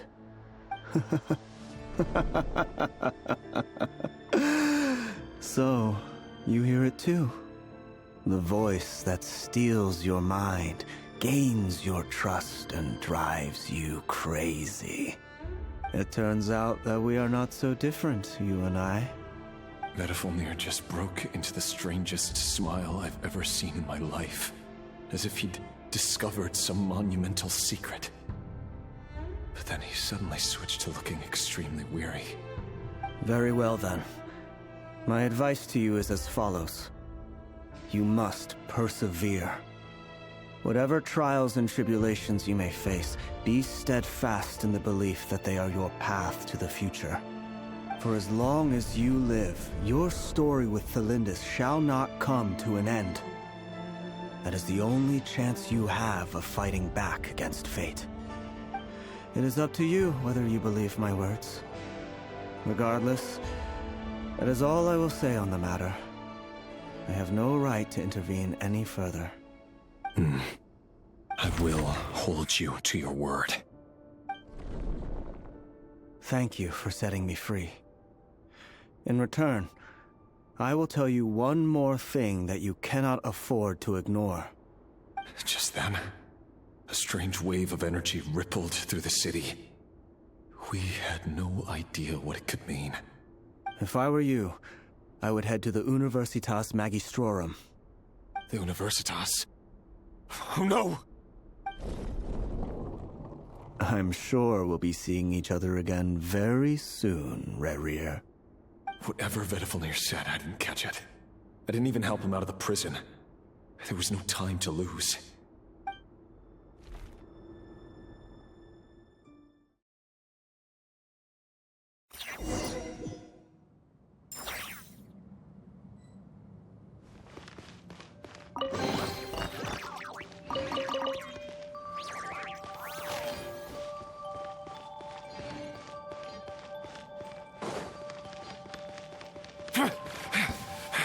Monsters?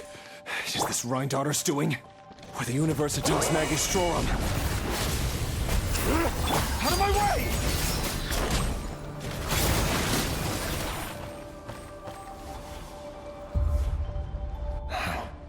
The Universitas. That reminds me of a rumor I once heard.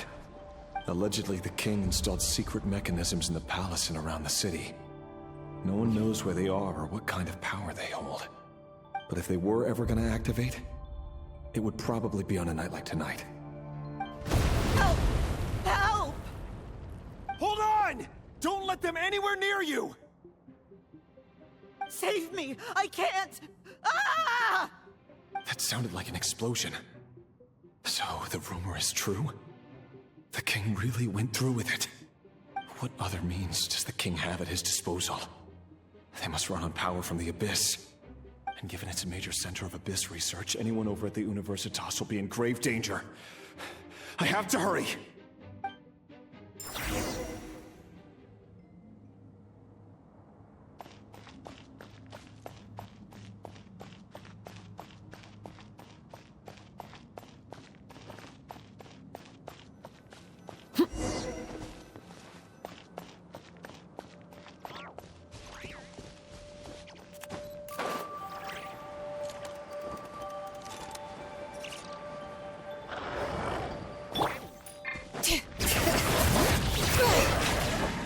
Show no mercy!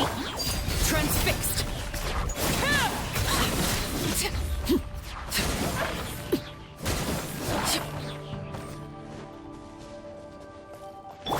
You two! Time to end them! Get to work!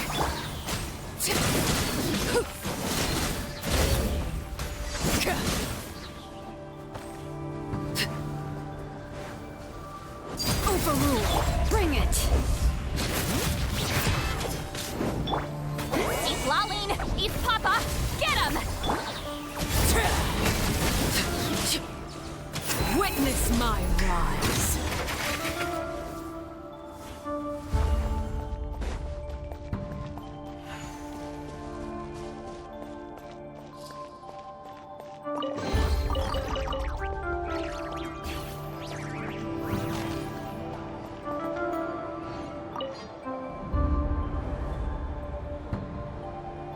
monsters at the Universitas Magistrorum? Why now? Oh no, they're coming. It's no use, the table won't hold out much longer. The weapons.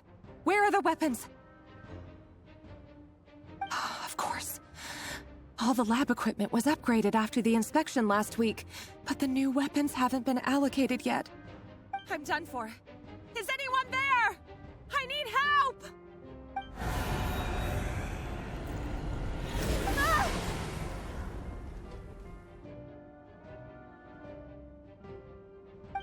Stay back! Please stay back! Please!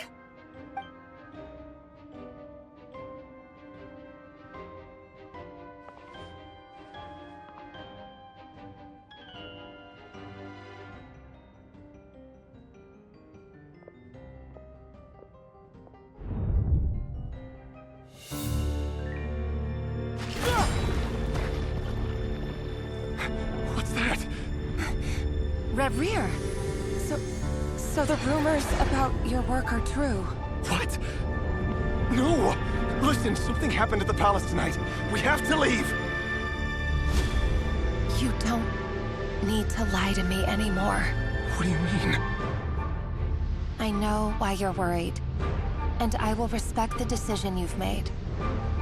But it's okay, because I found a solution. I know how to end all this. You can have it back. The normal life you so desire. But until then, I'm afraid our wedding will have to wait. Celindus? No, don't do it! Celindus! Celindus!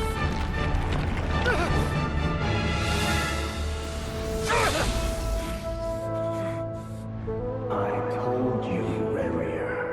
Let her go. You will find someone better. No! I won't do it! I have to save her! By what means exactly? A lowly pawn. You lack the power and the strength of will. Do you know a way? Tell me! Come to the palace. Join us.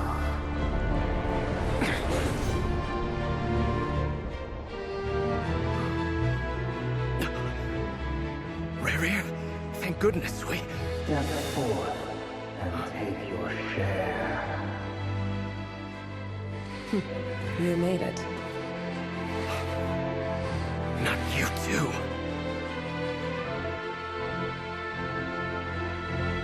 Hatred or grief, despair, desire. We all have our own.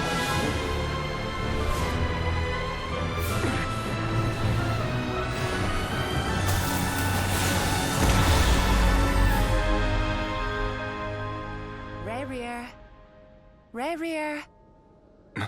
Celindus? Were you daydreaming?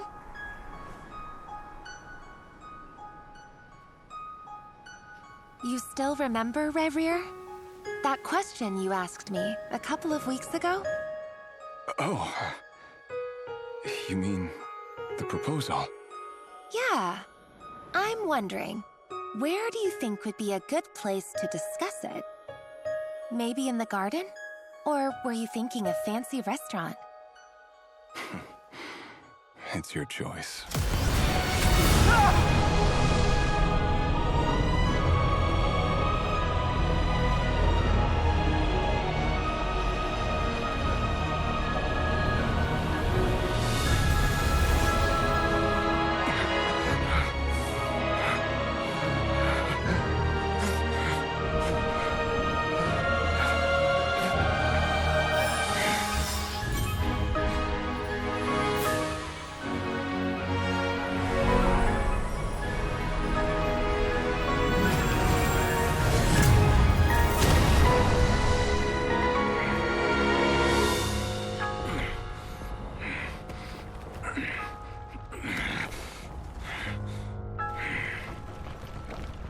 I will find you.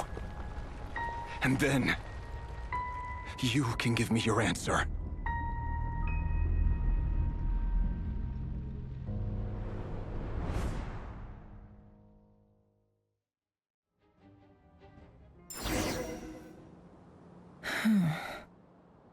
So that's how the Raker of Solnari was born.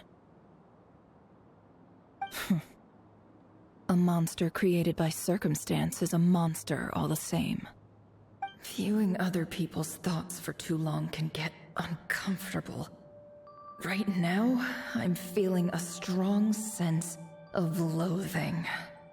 In a nutshell, the story of Conria is what happens when the truth falls by the wayside. Everyone tells little white lies, and before long, you have a huge pack of lies that destroys everything. Phew. Time to get back. His past is filled with sorrow, but the tale of any fallen civilization is one of endless tragedy. Cruel as it may be, that was Conria's fate.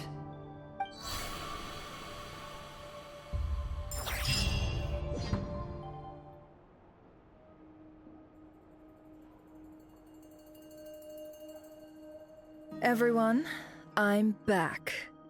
Can I get a standing ovation? Never! How are you holding up? Feeling okay? She's fine. Boss is a pro. Yes, I'm fine. You will have seen the events of Rarir's life through my thoughts. It's now clear that he is just a regular nobody, driven by personal tragedy, as he said himself. I mostly agree. There's only so much we can know about him from his memories alone, but they did give us a clear glimpse into his life in Conria. However, I would not consider Rarir to be a nobody. He was deeply involved in the events of that era. Yet, when the catastrophe of a generation strikes, nobody is safe. Sounds to me like you're speaking in riddles again. Is this you urging me not to abandon the people of Nodcry in their hour of need? That's not what I meant. Although I do hope you choose to remain a part of the plan. Without you, the mission ahead will be all but impossible. Then try to remember that I respond better to the carrot than the stick. And I don't appreciate being bossed around. Now, as for you, Missy, you were excellent. You stuck to the rules of the ceremony and kept your mouth shut the entire time. Bravo. Cool. So, can you fill me in on the deets now? Most of what I saw went right over my head. Patience. You'll hear the whole story, don't you worry. But let's meet up with the others first. It will save me narrating it twice. Yehoda? Yes, boss. Let me get that door for ya. That's more like it. For a moment there, I was worried you'd forgotten about the first clause of your employment contract. Forgive my curiosity, but what does the first clause say? It says I gotta do the annoying stuff that boss is too lazy to do for herself. Like opening the door, pouring the tea, yada yada. Is that right? If something is in the contract, it's because she willingly agreed to it. Rest assured that the Curatorium abides by the very strictest of labor policies. You don't seriously think I'm cruel enough to treat her like my slave? In any case, I've hardly shied away from my share of the work today. Hope I don't catch Flintz and Varka lounging about in their chairs, enjoying a leisurely cup of tea. There's nothing I dislike more than other people enjoying themselves while I'm hard at work.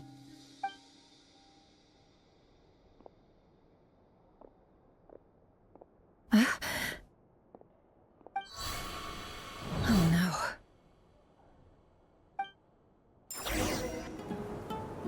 Sorry to disturb you, but we seem to have run into some trouble. Evidently so. Don't worry, I'm not about to leave you to fend for yourselves. I'm not that kind of boss. And it would go against the Curatorium's labor policy. I'm sorry? What did you hear me say? I wasn't talking about labor policy. Wait. How long have I been standing here? Not long. You just appeared by the door a moment ago.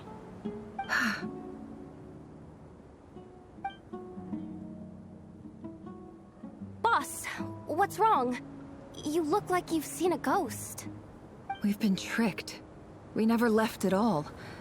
Somehow I hallucinated that whole scene back inside the office. Hallucinated? But how? How indeed. This place should heed my will alone. All thoughts and actions that occur in here are just a result of pawns moving across the chessboard in a carefully calculated manner. And nobody has access to this chess set but me. So you control everything in here? More or less. But yes, it's a special technique of mine. Has anything like this ever happened before?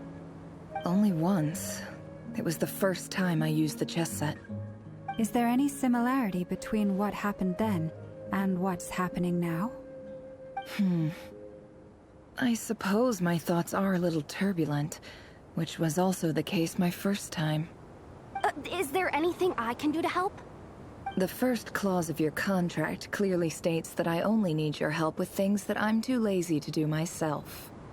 Meaning, you're not feeling lazy right now? Meaning, this is not something Yehoda can help with. The chess set is a personal treasure that I alone understand. I must be the one to find our way out of here. Boss, it's fine. Really. Let me do something useful. Oh, listen to you. Whatever would I do without you, Yehoda? What? Really? Yes, really. Where would I ever find another employee as obedient and servile as you? God forbid anything ever happens to you. Oh, okay. Well, anyway, I was thinking of fetching some water. There's gotta be a source around here somewhere. I suggest everyone finds someplace comfortable to take a rest. We gotta conserve our energy. Even though all this chess malarkey doesn't exist in a physical sense, mentally speaking, it's all real. And so is our tiredness and fatigue. You don't want to dismiss mental fatigue. Just because it isn't physical doesn't mean it's any less serious. But anyway, I got your backs, so don't worry about a thing. Don't I have the best employees? Jealous much? If we can find a suitable time, I'd love to borrow Yehoda for a day to help out at the Frost Moon Scions. Would you be amenable to that, Boss Nefer? Oh, Lauma. Have I ever told you just how pretty you are? Beauty runs from the tips of your antlers to the depths of your imagination. Time to rally, everyone. Follow me. As we continue our journey, the same rules will apply. That means stay focused and no talking no matter what we encounter. And don't disturb the chess pieces. You have my word that I will get us all out of here.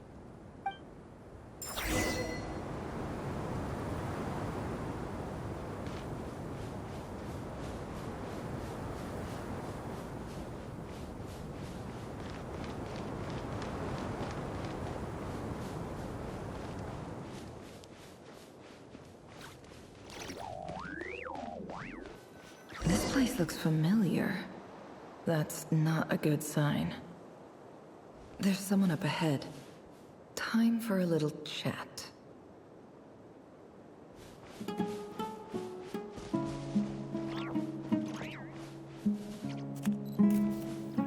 I wasn't expecting visitors at this hour.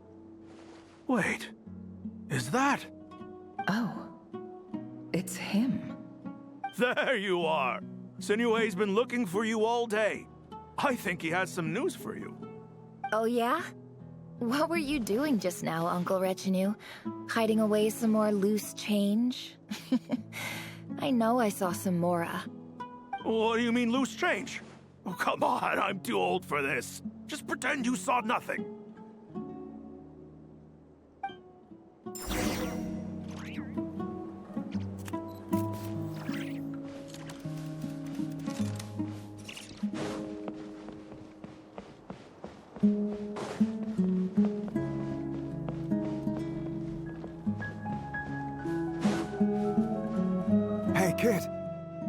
mind telling me what Sinuhe's been up to recently?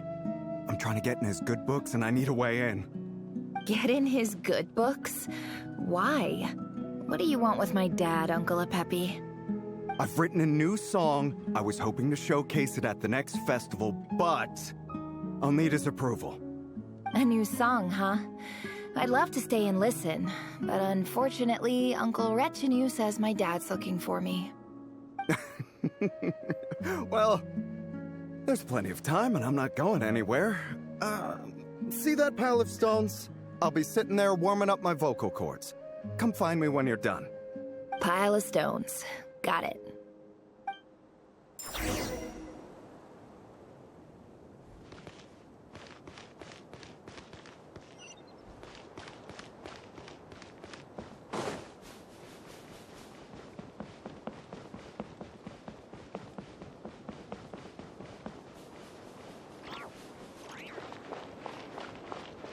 Hi, Dad.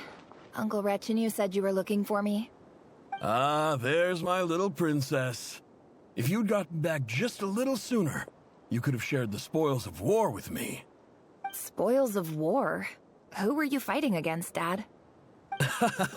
It was just a figure of speech. The aftermath of a sandstorm is no time to be waging war. I was talking about our war against thirst. I went out to fix our water supply problem, and now I'm back. Which means... We have a well again! That's right. I found a new one and brought back as much water as I could carry. It should last us for a good while. If it wasn't for these blasted sandstorms, our wells wouldn't be caving in. You wouldn't be spending all your time out searching for new water sources. As the chief of our tribe, I'm supposed to be leading us out of hardship and poverty, onto better things. You know how prosperous our ancestors were. I've told you all the stories. And look at us now, squeezed into these hovels. No one would choose this, if it wasn't for the endless wars over the years. But things are looking up. I started working with some folks from the academia a few months back. They gave me some contacts in return for my assistance in the desert. So you're the academia's helper now? Special ambassador, they call it.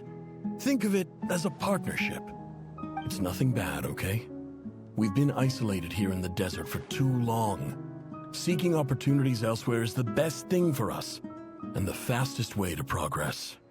So, do you get anything good out of being a special ambassador? Of course. My luck's improving all the time. One day, I swear I'm gonna lead us out of this place.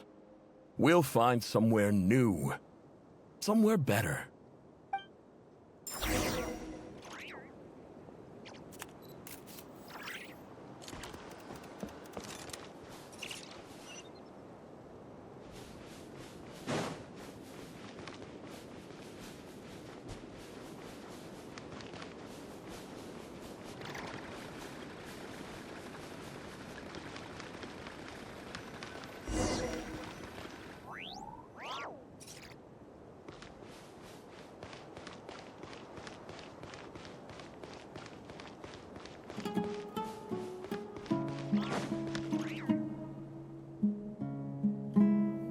That's our well, and you know it.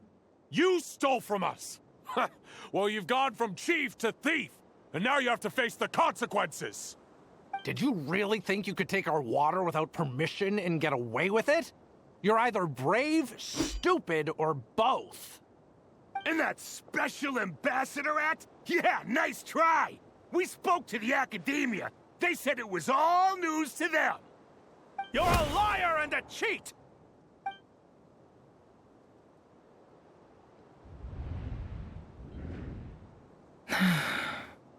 I heard Yehoda gasp, but I don't blame her. Most people are terrified by the sight of blood. Corpses strewn across the ground. The wounds are clearly from scimitars and daggers. The desert dwellers' weapons of choice. There's a handwritten note on the ground. Let's see what it says. Halil, this is Sinuhe, chief of the Shimti tribe. Surely you remember me. I was the one who helped you and your colleagues avoid the quicksand in the desert. This is my second time writing to you. I assume my last letter must have gotten lost in the mail, as I didn't receive a reply. I hope this one makes it to you safely. I'm writing to you because I need some help. That sandstorm the other day completely blocked up our well, forcing me to look for another water source in Iab and Unut territory. It was a matter of survival. Praise the gods. The well of the Iab tribe was intact. It was my last resort. I drew what water I could and left, but not without being spotted. I fear they will retaliate. You told me to write to you if I ever needed help. You said you'd be my ally in the academia. I urgently need you to formally recognize my title of Special Ambassador and send some of your people to assist me for a few days. It's the only way I can convince them that this was the academia's decision and prevent them from retaliating. This is an emergency. Please send help as soon as possible. Looks like this letter never got sent. The writer died a grisly death, and the letter was trampled into the ground. It's badly defaced. Some parts are barely legible. What a ridiculous lie the surviving Shimti tell. Their whole village was butchered over a sip of water. Ah, officer. Welcome. Welcome to our humble village. I thought you would at least have the courtesy to provide some respectable libations. This is the finest wine Aru village has to offer. I promise.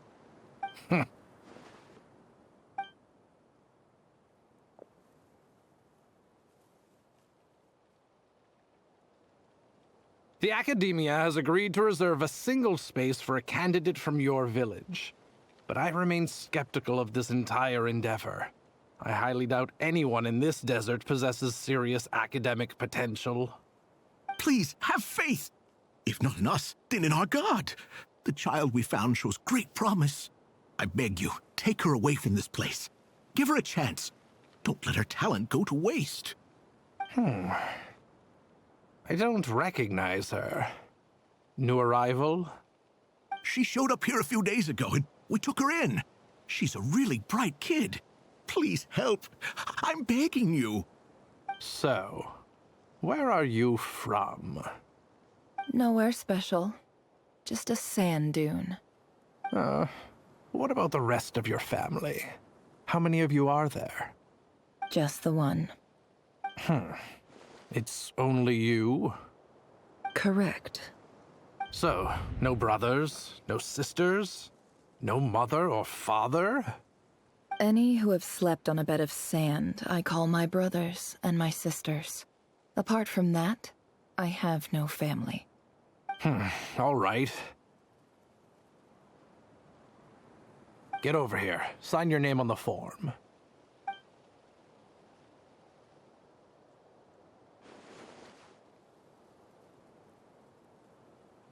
Never? You're rather fair-skinned for a desert dweller.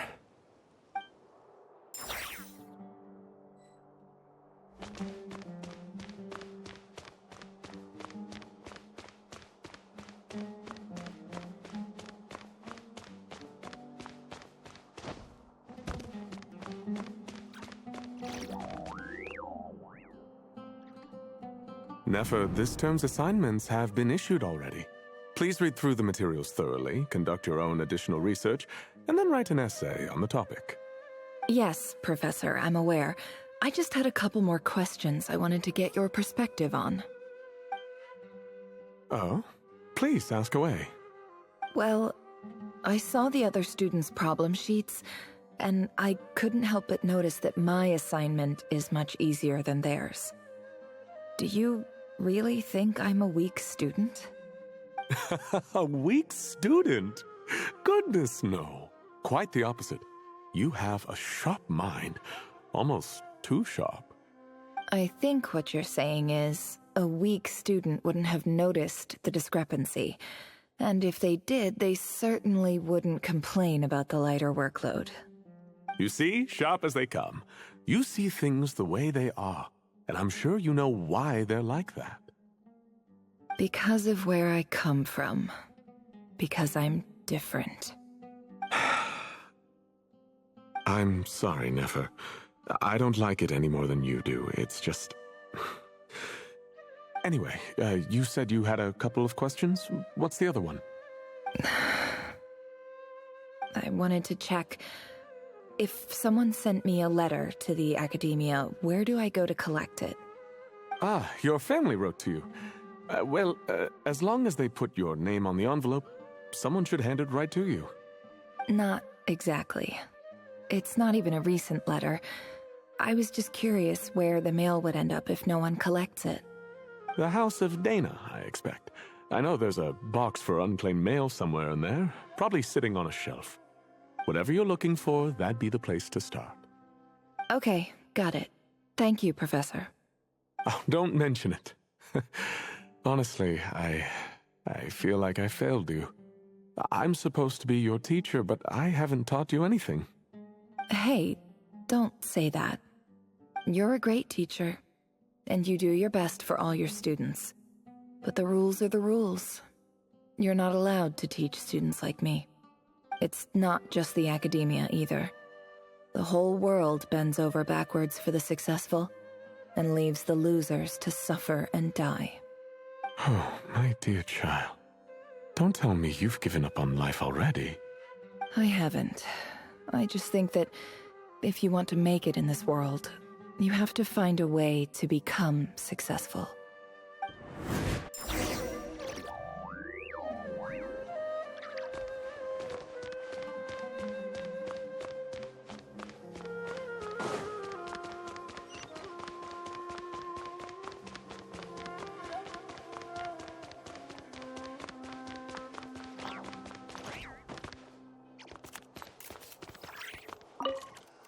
This must be it.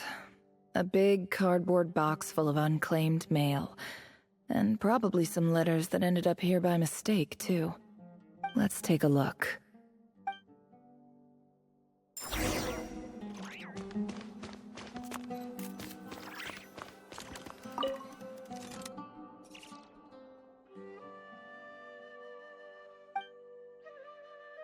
A dilapidation survey from Port Ormos. Looks like it's from a Core of 30 representative. What a strange thought.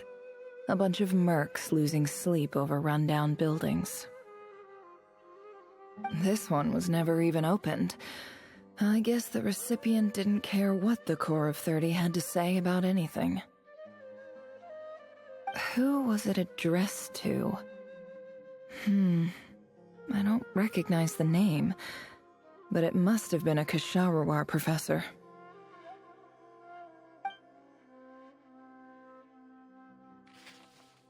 This one is addressed to the Immorta Sage.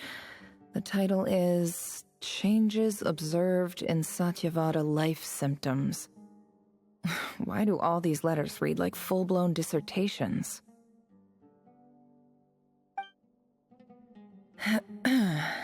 Guided by the incense, we became lost somewhere in the forest. All the barriers between levels of consciousness disappeared as our minds soared around in circles, looking for a branch to seek refuge on. In clinical terms, these symptoms fit the description of incense poisoning. The Immorta Darshan strictly prohibits the use of hallucinogenic substances, but I believe there are still people getting away with it. For example, my neighbor who always breaks out into song and dance after using incense.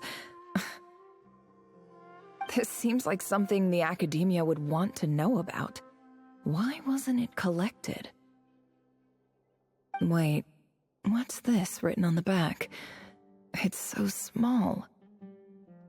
The note says, "The sender authored this letter while under the influence of mushrooms. I would send it back, but no return address was provided. Stamped by the Grand Conservator of the House of Dana."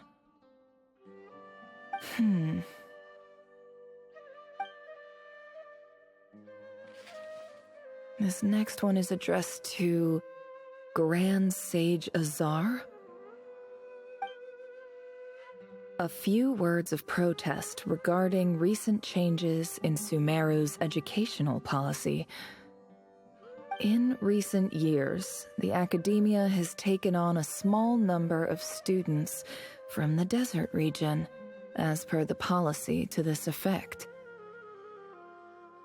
However, it appears to me that these students have not, in fact, been provided with educational opportunities that are, in any meaningful sense, equal to those enjoyed by their peers. As well as receiving dumbed-down assignments and perfunctory tutoring, they do not even have full access to the Akasha system. Education is the fundamental purpose of this institution, which should go without saying in a nation whose founding virtues are knowledge and wisdom. I ask you, is the lip service we pay to the policy of education for desert students truly the standard of pedagogy to which the academia aspires?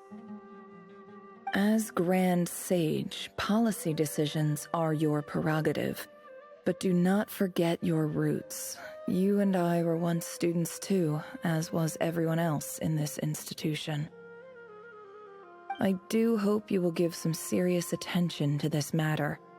I encourage you to discuss issues like this with myself and others, and listen to some alternative opinions. Great letter. Shame it didn't get to where it needed to go. And the sender is... Huh? Sage Cyrus of Spontamod. I didn't realize anyone else even knew how bad students like me have it in this place. So this is where letters from the Sage of Spontamod end up? Nice one, Grand Sage. Really enlightened leadership. Whatever. This isn't what I came here for. Moving on. I'm not exactly holding out hope that a letter sent from the desert would even make it here. But if it did, where else would it end up if not in this box? I can't believe how much discarded mail there is. Must have been years since someone last went through it all. And this is just one box. The whole house of Dana is boxes on shelves. I don't believe for 1 second that any human being has sat down and read through all the documents in this place. Who has that much free time on their hands?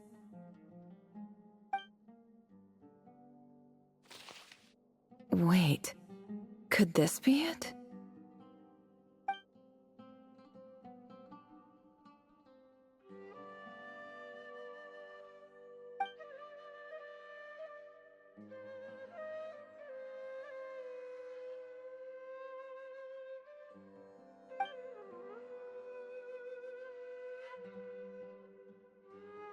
Greetings, Halil.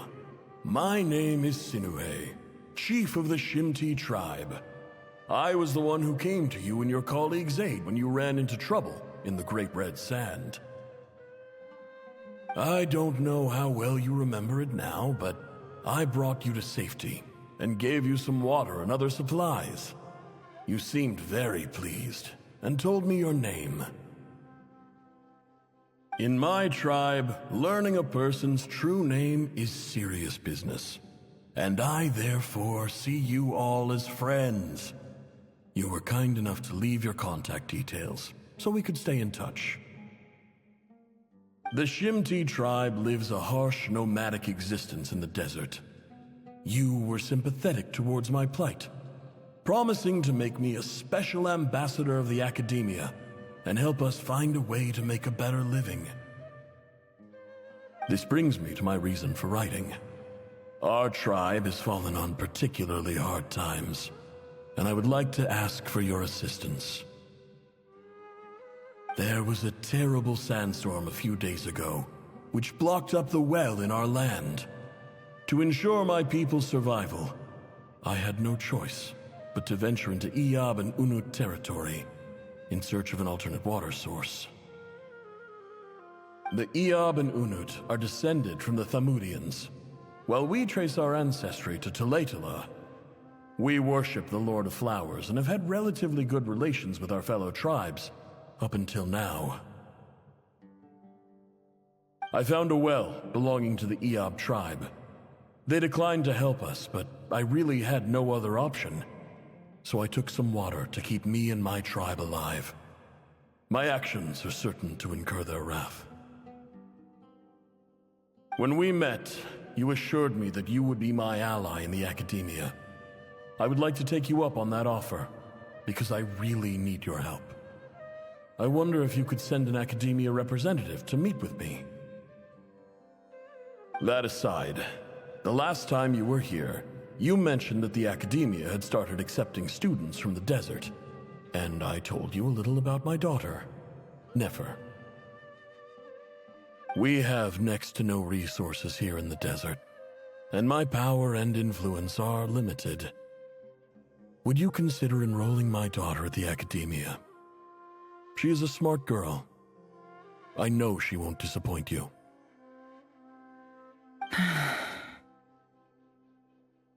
From the outset, the academia never took you seriously.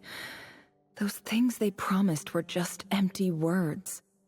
I doubt they even remember the name Sinue. And you were so emphatic that your luck had finally changed for the better. You swore you'd lead us to a better place one day. You spoke with such conviction, like you were the most powerful chief in the whole desert. You liar. You lied about everything. You promised the world and delivered on none of it. And who fell for it? Just me, by the looks of it. Despite your best efforts. Which makes you a pathetic liar. You weren't even any good at it. I think I'll take over from here. Let me show you how it's done.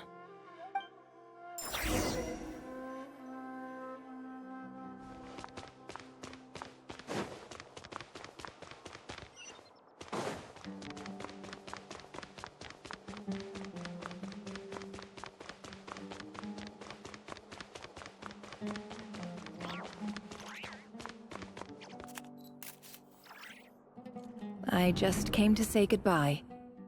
Thanks for everything you've done for me in my time here. Nefer? You packed your bags. Where are you going? I'm quitting. Something's come up in my hometown. Gonna head back and deal with it. Huh? But this was a hard-won opportunity for you. You know that better than I do. It was. But it doesn't matter. I have more important things to deal with, and they can't wait. Oh, and I didn't want to overfill my bags, so I left some incense on your desk.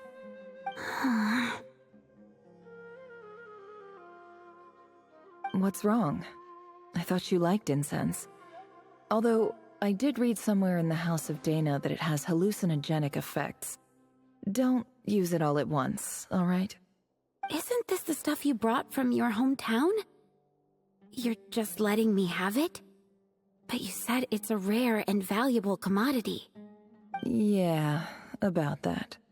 I lied. It's not rare at all. There's this bunch of ruins near my hometown that are practically overgrown with this plant. It's not worth much. Keep it, it's fine. But Nefer... Alright, that's all from me. You take care.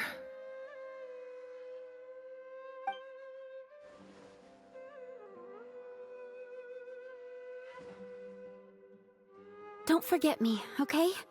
I mean, we're more than just classmates, right? We're friends. Yeah, I'll remember you. I lied again. That incense is worth a fortune, and it's a rare find even in those ruins. And as for remembering her, I have far too much to do when I get back. No time to reminisce.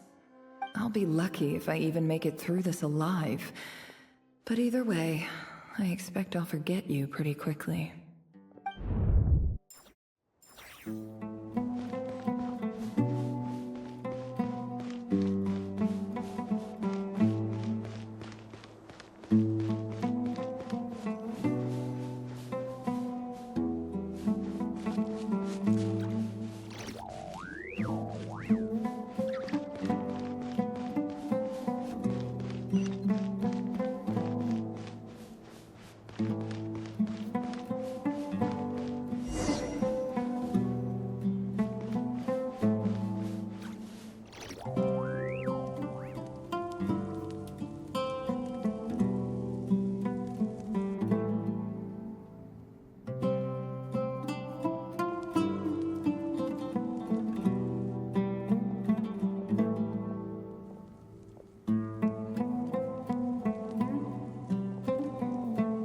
It's a pleasure to meet you, Mr. Arif.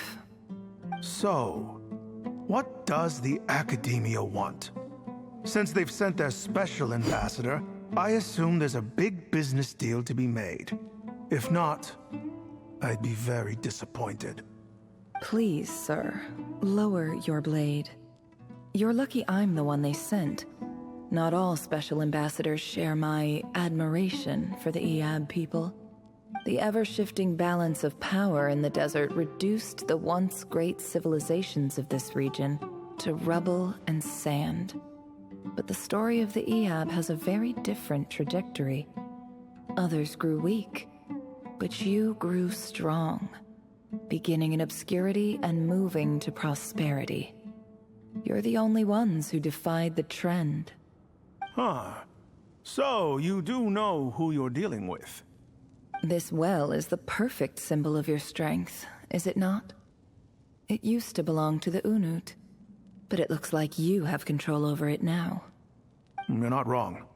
But I'm sure you didn't come all this way just to flatter us. Of course not. I came to bring you some very good news. Some information that recently came to light, which might just be your ticket to freedom. Records uncovered by the Vahumana Darshan show that a certain well currently under Iab control is built on top of some ancient ruins. These ruins are of great archaeological interest to the Academia.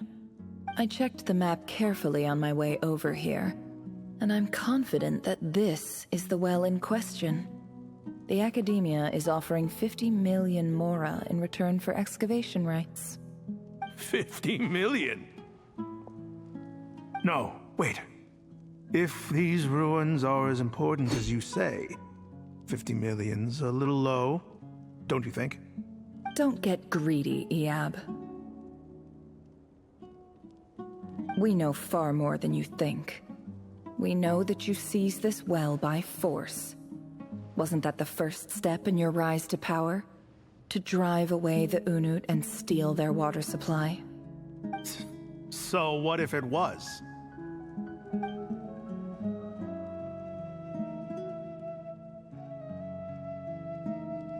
Don't worry. As unscrupulous as it was, it's something we're willing to overlook. The Academia is only interested in dealing with the de facto power holders in the region. I hope I am making myself clear. And I hope your words are the truth.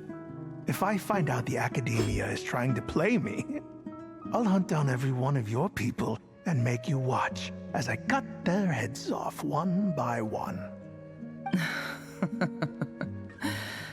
I assure you, Chief, that would not be in your long-term interests. You don't want to make an enemy of the Academia. You see how I'm dressed, don't you? I appreciate that you've never been to the rainforest, but surely even you recognize an ambassador's attire when you see it.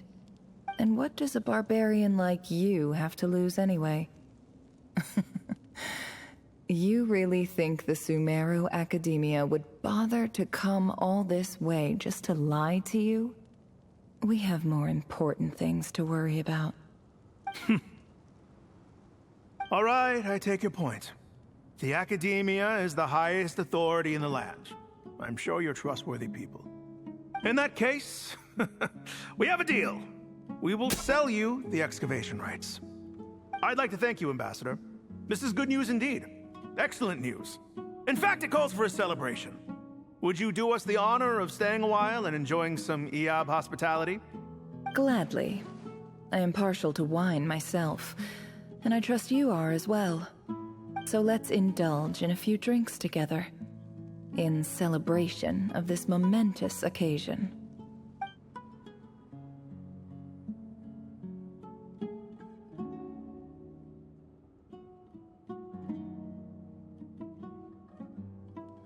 Chief! Chief, it's an emergency! It's the Unut. They've taken the well.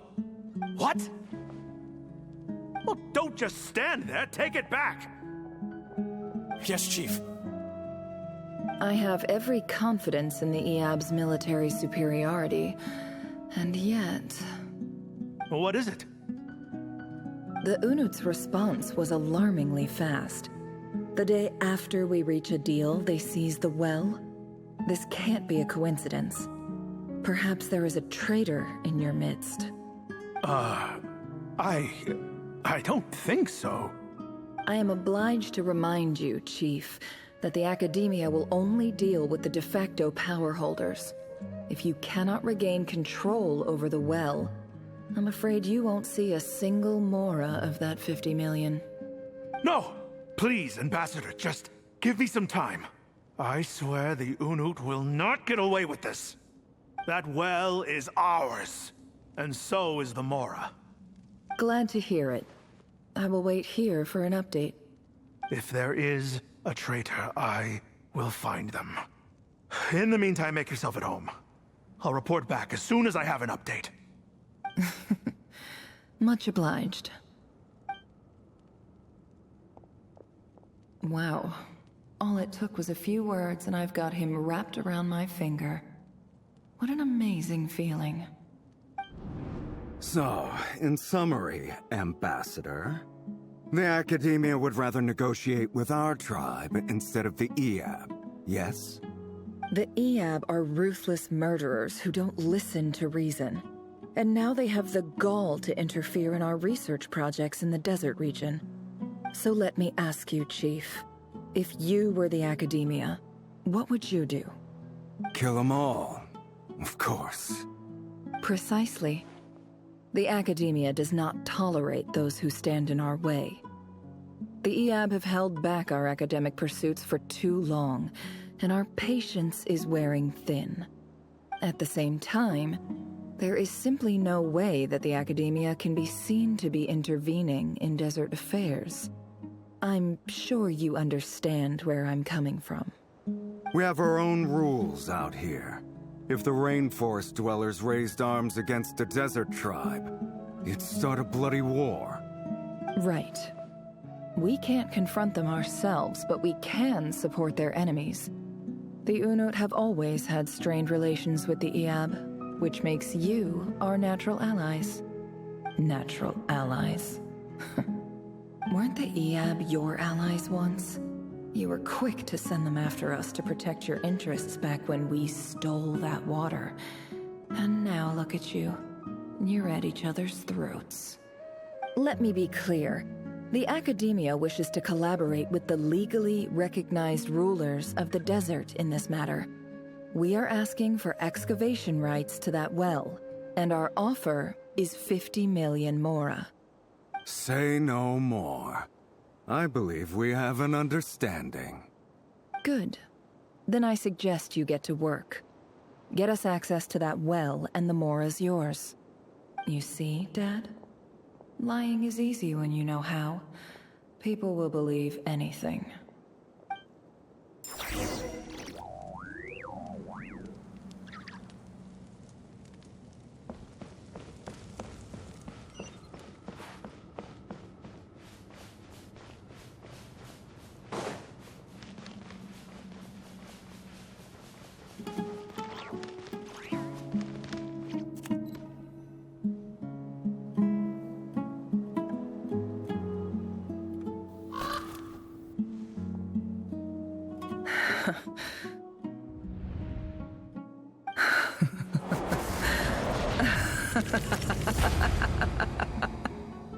Look at yourselves. You may be vile, savage monsters, but your butchered bodies bleed like any others. You're no different. You're nothing special at all. The monsters who destroyed my home, they're just ordinary, petty human beings. What a joke. I think we're even now. Maybe I've even done the desert a favor. It's a better place without all these people around. Oh, Sinuhe, my gullible fool of a father. Perhaps if you'd been as ruthless as I was today, our tribespeople would still be alive. In this dog-eat-dog world, a chief needs to be tough to survive. But you couldn't do what had to be done. So I did it for you. Nefer, it's okay. All of this is in the past now. I believe I remember you promising to remain silent. Yeah, but even so... Yehoda, is there anything you can do to ease the tension?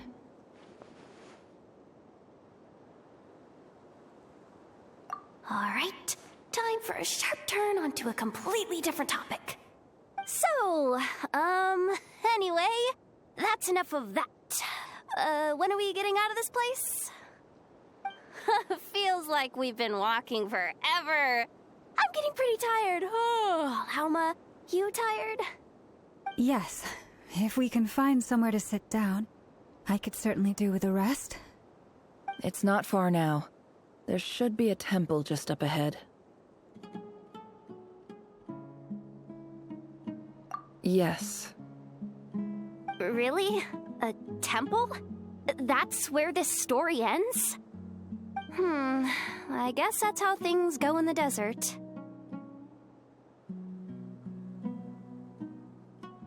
Desert dwellers can never escape their destiny. Or so everyone says. I never wanted to believe it, but looking back now, I'm as desert as they come. You mentioned a temple. What's waiting for us there? My biggest trade secret of all. Ah. Then I'm guessing it's where you got your power from. The power to peer into other people's minds. I didn't know you were clued up on any other religions. I'm no expert in the history of Sumeru, but since you come from the desert, I would imagine it has something to do with King Deshret.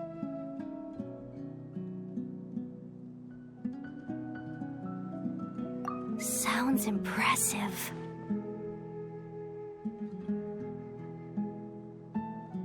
Ah, I know who you mean. General Mahamatra Sino. The spirit of Hermanubis dwells within him. That's Boss Neff for ya. She knows everything. Sino's hardly a figure of obscurity, but I know about Sethos too. What about him? Is he a big deal or something? Well, he's not a small deal, let's put it that way. Please, this is the bare-bone basics. Save the flattery. Thanks for your patience, everyone. I'm sure it's been a lot to take in. With any luck, that's our exit just up ahead.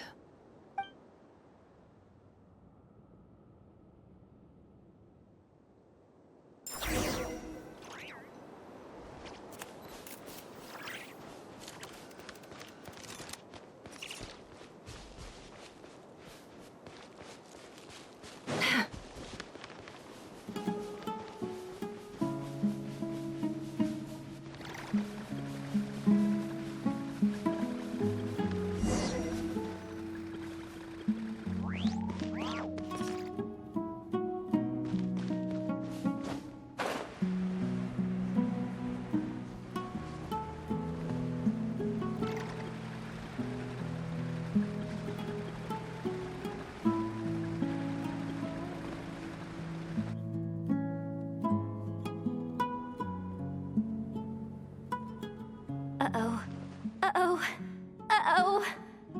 I'm totally out of my depth here. I don't have anything to add about any of this stuff. Like, look at that statue, for instance. I want to do the whole name-dropping, this girl knows her stuff thing too, but I've never seen anything like it before. A statue with the head of a bird.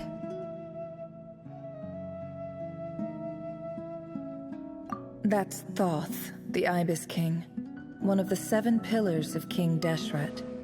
The legends say that he, the Crocodile King, and the Goat King were the 3 retainers of King Deshret.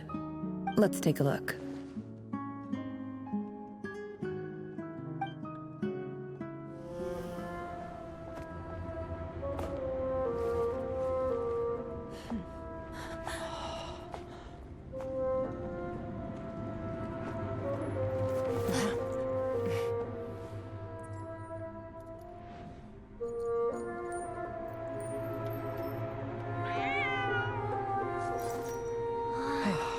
It's just Ashru. So, all is well?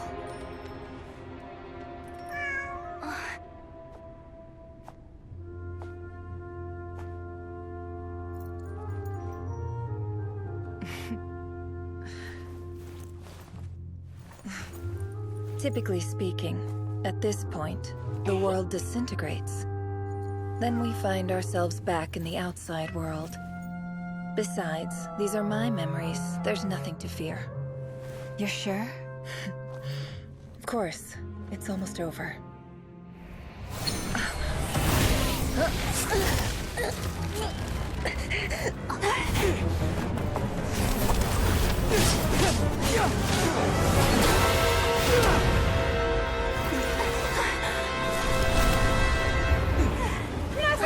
Hold on!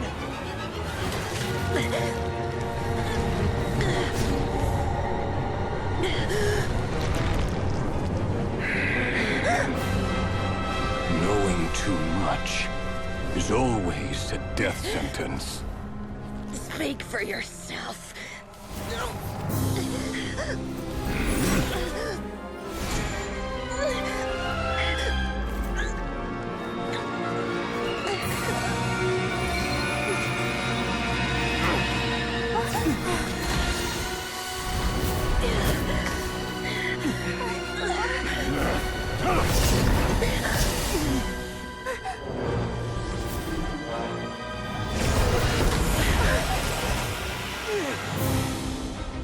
How repulsive.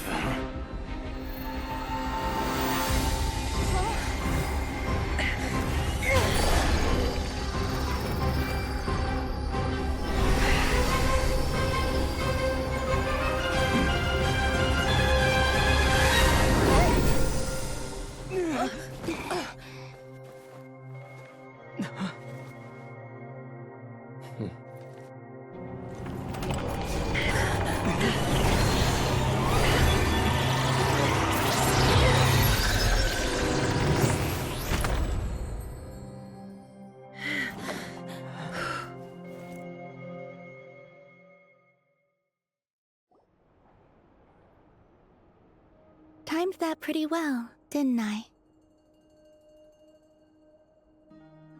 It's okay. I'm just glad no one was hurt. Paimon noticed you doing something too, Dainsleif. Were you helping get them out? Of course. When I asked Nefer to conduct this investigation, I was not naive to the dangers involved. I had a duty to ensure your safety. Good to know your sense of justice is still intact after all these years. I take that to mean that you saw the truth. That comes as a great relief. I certainly did. And thanks to your help, I also managed to trap Rerir inside the chess set. Whoa, really? How'd you manage that? Well, to be honest, I sensed that something was wrong long before we made it to the temple. By using this fragment to probe into Rerir's past, well, the monster formerly known as Rerir, it seems I alerted him. I was tracking him, then he caught on and started tracking me too. Can't say I'm surprised. But how did he track you through your thoughts alone? That shouldn't be possible. Rerir was a secret agent who reported directly to the Vinster King. He is an expert at finding a trail and hunting down his pursuers. No wonder. He infiltrated the chess set, read my thoughts, and built a new virtual chess set inside of it. That's why we weren't able to leave at first. Speaking of your chess set, it's quite a remarkable item. Would I be right in thinking you have some connection to King Deshret? You overestimate me. I only have a connection with one of his underlings, the Ibis King. You all saw how this came to be. A long time ago, the Iab massacred my tribe, the Shimti, in our home village. A few years later, I enrolled in the academia, where some new information came to light. The Unut and the Iab fought a bitter battle over the rights to a well, all for the sake of a non-existent 50 million Mora. The Iab ultimately won that confrontation, but their victory came at the cost of almost every warrior in the tribe. The final blow to the Iab came at the victory feast, when an Unut assassin beheaded their chief right before my eyes. The remaining Iab fled and have been scattered to the winds ever since. Having gotten my revenge, I returned to my hometown, where to my surprise, the nearby temple was still standing. There it was, seemingly immune to the relentless hostility of the desert, while my tribal home lay in ruins. As I stood there gazing at the temple, I noticed a cat just outside. This cat, as it turned out, was home to the spirit of the Ibis King. He led me to a gate deep inside the temple, and there he made a deal with me. This chess set is my gift from the Ibis King. The chessboard within is made to the same specifications as the one in the mausoleum of King Deshret, and represents his power of piercing analysis. With this chessboard in its container, I gained a certain ability to perceive hidden secrets. Now, you could conclude that the Ibis King simply wanted to give the people of this world the power to seek the truth, but I don't believe that's the full story. Every god plays favorites. Their hearts are as fickle as any human's, full of secrets, perversions, egotistical tendencies. But precious few gods are willing to admit this. It is the same with all powerful forces, including fate itself. Their gaze falls preferentially upon a select few. As you rightly point out, this is an act of favoritism. If you're alluding to the Abyss, then yes, I agree.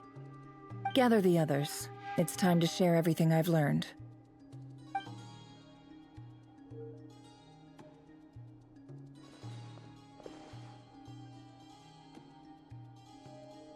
Thank you all for being here. As promised, I did some further investigating into the Raker of Solnari's background.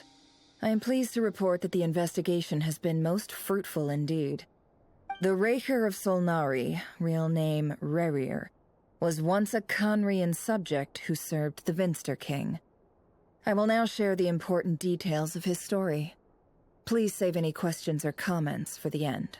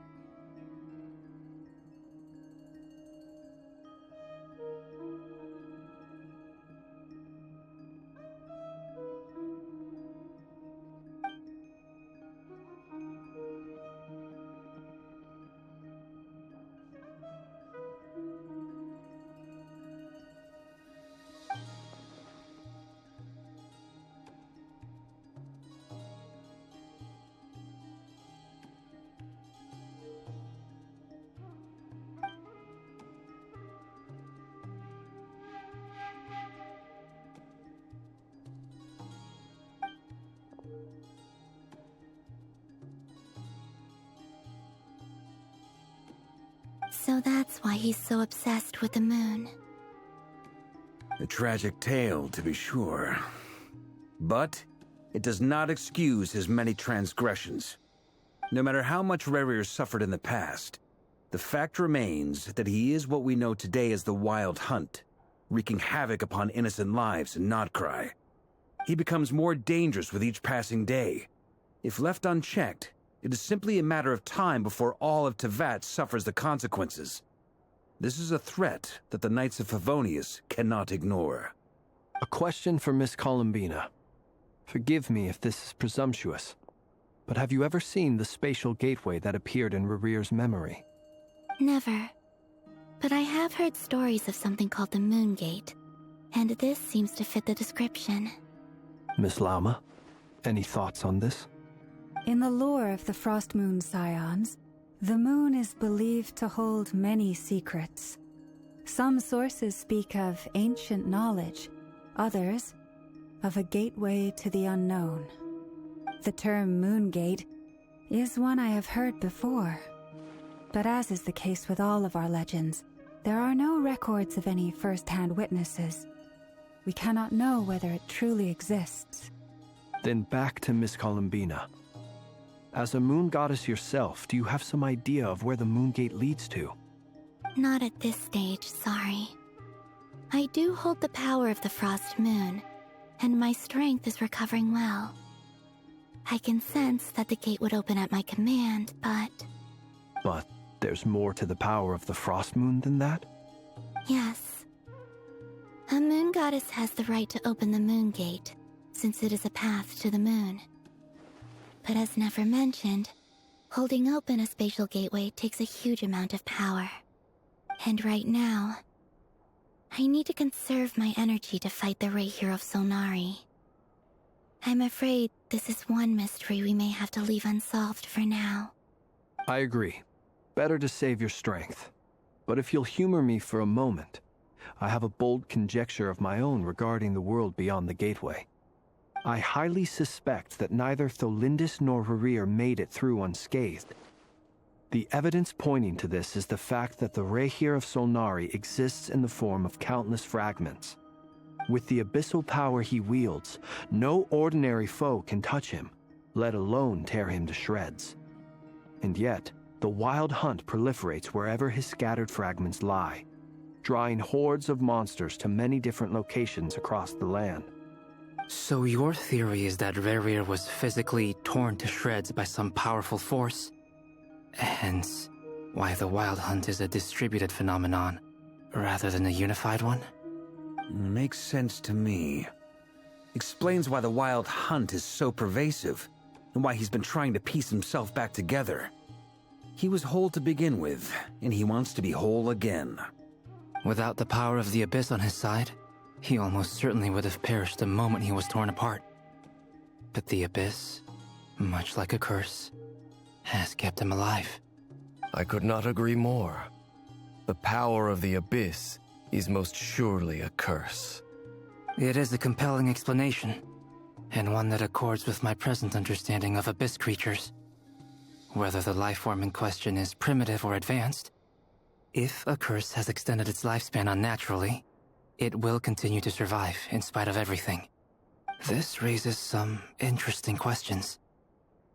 I will run some experiments and see if there is any validity to my suspicions. That being said, regardless of whether my research bears fruit, I would like to thank Miss Nefer for conducting such a thorough investigation. Already, it has greatly enriched my understanding of the entity we face. My pleasure, Mr. Albedo. I too hope that the information I have shared today proves useful as we look to formulate the next stage of our plan. Hey! What is it, Dainsleif? You look really upset! It's just... when I think of the man I once knew as Rerir, I struggle to understand why things had to turn out like this. The two of you used to be friends, didn't you? I don't know if these words will bring any comfort, but my heart goes out to you. Mine too. We can never know all the hows and whys of the way things are. The moon and stars are full of untold secrets and lies, and the skies are host to many more mysteries than these alone. Yet, none of that can begin to compare with the complexity of human life. Those are the first comforting words I've heard in a long time. Thank you both. Well, I think this is a good place to end today's meeting. I'm sure Nefer needs some time to recover. She's been through an awful lot today. That's very thoughtful of you, Lama. Of course. Sounds good to me. Take some time to rest and digest before we reconvene to nail down a plan.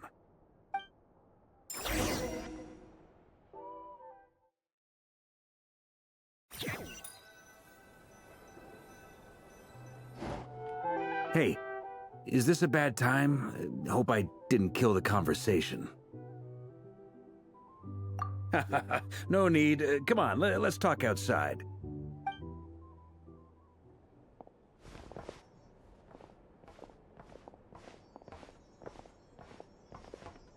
Anyway, Nefer went back to the curatorium to get some rest. But before she left, she shared some things with me that I thought you should be aware of. Firstly, although she managed to trap the Raker of Solnari inside her chest set, there's no guarantee that the power of the Ibis King is any match for one of the 5 sinners. Their powers are beyond our comprehension. It's only a matter of time before he finds a way to break out. We have to come up with a plan and take care of him before that happens. Honestly, my mom figured that might be the case. So, how long have we got? Well, I asked her that same question. She talked for a long time, but for the most part, it seemed like she was trying to convince me how precious her chess set is. What a long and storied history it has. It felt like some kind of sales pitch, you know? The kind where you end up handing over Mora against your will? Anyway, after all that, she finally answered the question. 2 days, at most. 2 days? Holy moly! Can we even recruit enough help in that time? That remains to be seen. Which brings me to the second issue. Dainsleif is obviously conflicted about this whole thing. But given how little time we have, there's no way we can pull this off without his help. You have some history with him, right? Do you think maybe you could talk to him for us? Great. I appreciate it. All right, on to item 3. So, Albedo, Durin, and I put our heads together and came up with a plan. Can't promise it's gonna work yet, but at least it's a start. We figured we'd bounce the idea off you first. We'll explore it further once everyone's recovered. Oh, Paimon's dying to hear this. All right, so here's what we're thinking.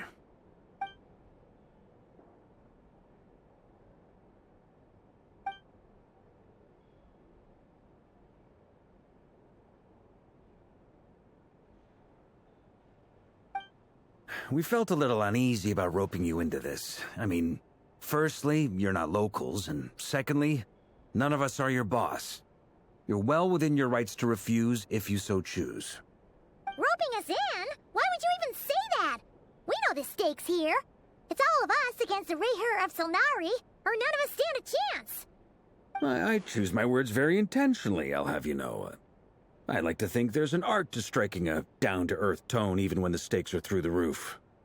Sir Varka, I have a few thoughts about this plan. I'm all ears.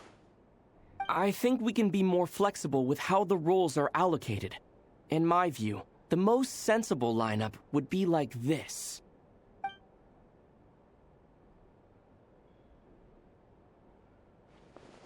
I see your point, yeah. But if that's how we're going to approach this, you'd better make sure you're ready. To be clear, I don't doubt your abilities. Far from it. I just want to make sure. Are you really willing to take all this on? I want to do everything within my power. The Reher of Solnari is a truly fearsome opponent, and if I do my part, it'll greatly reduce the risk for everyone else involved. Well, that tracks with what I've heard. Jean's mentioned in her letters that you're so diligent it's almost abnormal. As in, Most people weigh up the risks and rewards in situations like this. But you seem to just march towards danger without a moment's hesitation. Of course, everyone appreciates a fearless pioneer. But all that aside, I'm the Grand Master of the Knights of Favonius, and you're our honorary knight. I want to make sure your courage doesn't come at the expense of your safety. Thank you, Sir Varka. I should be the one thanking you. It means a lot to have you on board. I'll give some serious thought to your suggestions.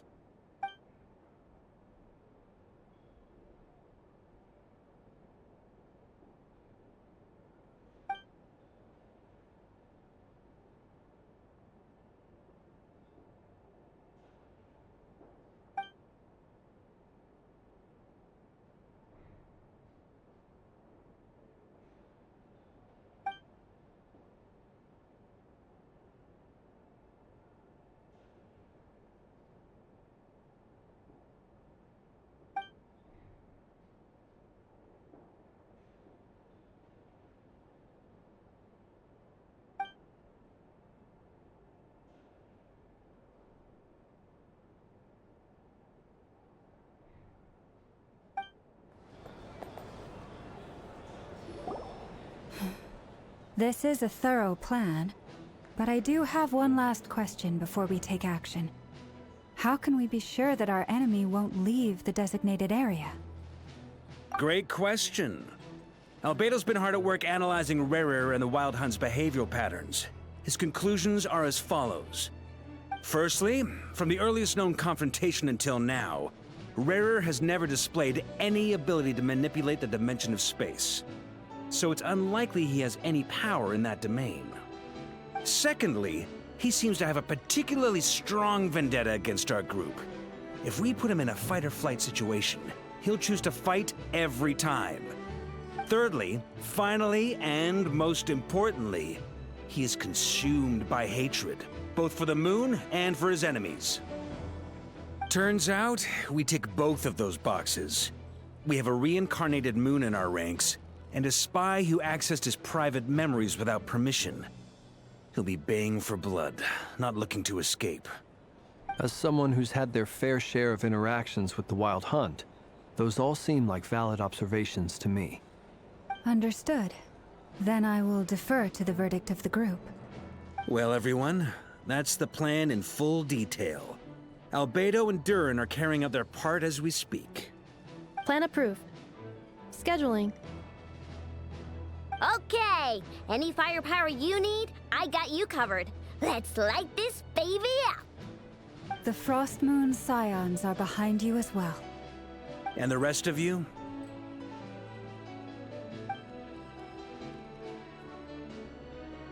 No objections? All right, then it's settled.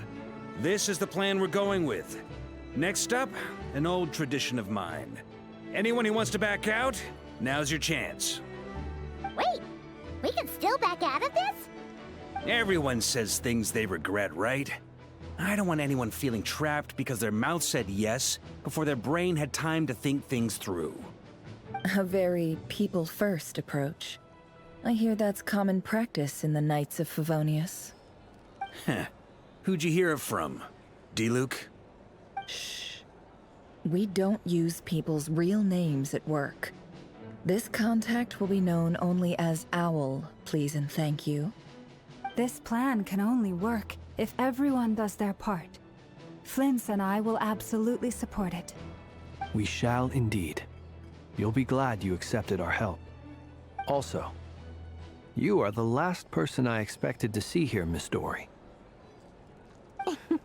It's not often I get called Dory in a work context. My peers usually call me Lord Sangamabe. So, the longer your name, the higher your net worth. Is that the idea here? In that case, Mr. Flint's here must be worth a fortune. That's right, I know your full name. It's... The walls are thin here.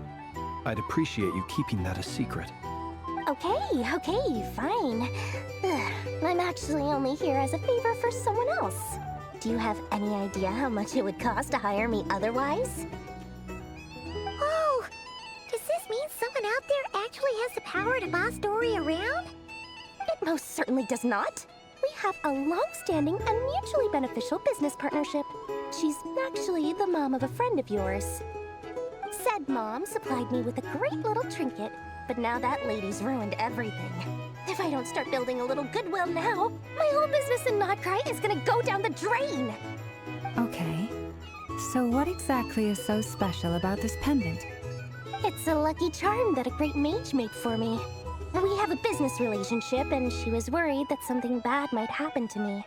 So, she wanted me to have something that can store power to protect myself with. I finally got it all fully charged up with Kovaki, and then never went and used it all up at once!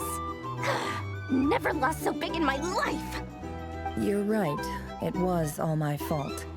I didn't mean to drain all the Kuvaki in the pendant, but I'll make it up to you. You will? Well, in that case, how about you give me your chess set, and we call it even? I knew you'd say that. Well, it's yours if you want it. In fact, take it now, and I'll even throw in a free Raker of Solnari. Deal? You're putting me in a difficult position here. It's a very useful thing to have around, but I have a funny feeling it won't be around much longer. I guess we'll see in a couple of days. Looks like bankruptcy for me. Hey, don't be so pessimistic. See this through and you never know. You might find a new business opportunity on the other side.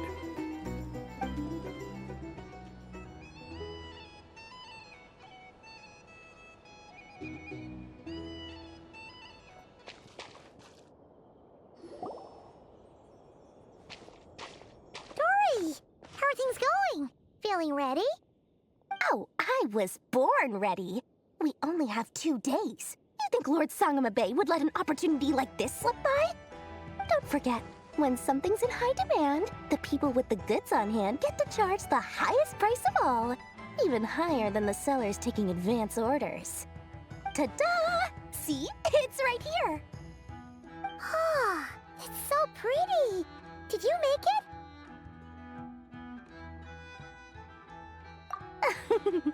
No, I have a supplier. We go way back, so he made me a very attractive offer. Aha! No wonder you were talking about lucky charms at the meeting. You've been getting Kave to make them for you. That's not the full story. It actually started a while back as a project between me and the Dendro Archon. Mage Alice once warned me that this world won't stay safe forever. There may come a day when everyone faces a great crisis. I passed this on to the Dendro Archon, and she secretly brought together a research team made up of Sumeru's top scholars to invent a technology that could keep people safe. I won't go into the details because it's all very complicated, but if you want to know more, you can ask the Dendro Archon about it sometime. Anyway, point being, it was the Dendro Archon who asked Kave to build this little contraption. As one of the top Kasharu War talents, he was the obvious choice. Took him long enough. He stressed over it for ages. Must have gone through at least a dozen designs before producing a final product. But that's Kave for you. Marak delivered it to me a couple of days ago, along with a letter from Kave. Could I ask why I'm sending this technology to you? What's your proposed use case? Has it been approved by the relevant authorities? So nosy.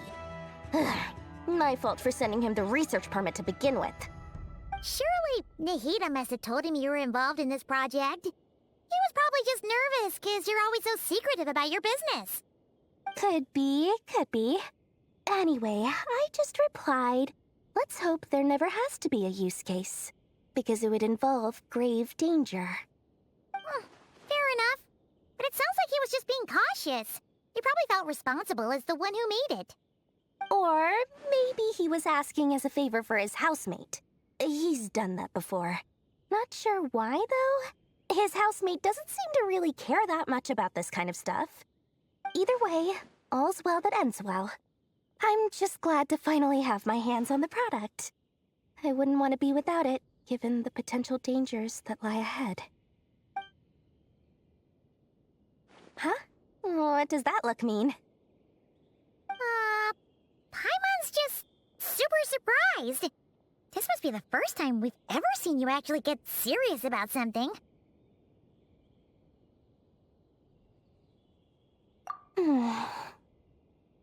Well, a long time ago, I made a promise to myself. I promised that I was gonna live every day of my life with a big beaming smile. Obviously, Mora plays a big part in that. But there are always gonna be times in life when you have to give something back. That could mean paying back a debt, returning a favor, or showing some kindness. Alice has been a huge help to me over the years. She was the first investor I ever had. And I want my investors to know that Lord Sangamabe is the best in the business. And more than that, no one knows what the future will bring. Whatever happens, I want to make sure the Dendro Archon and all of Sumeru is prepared to face whatever comes.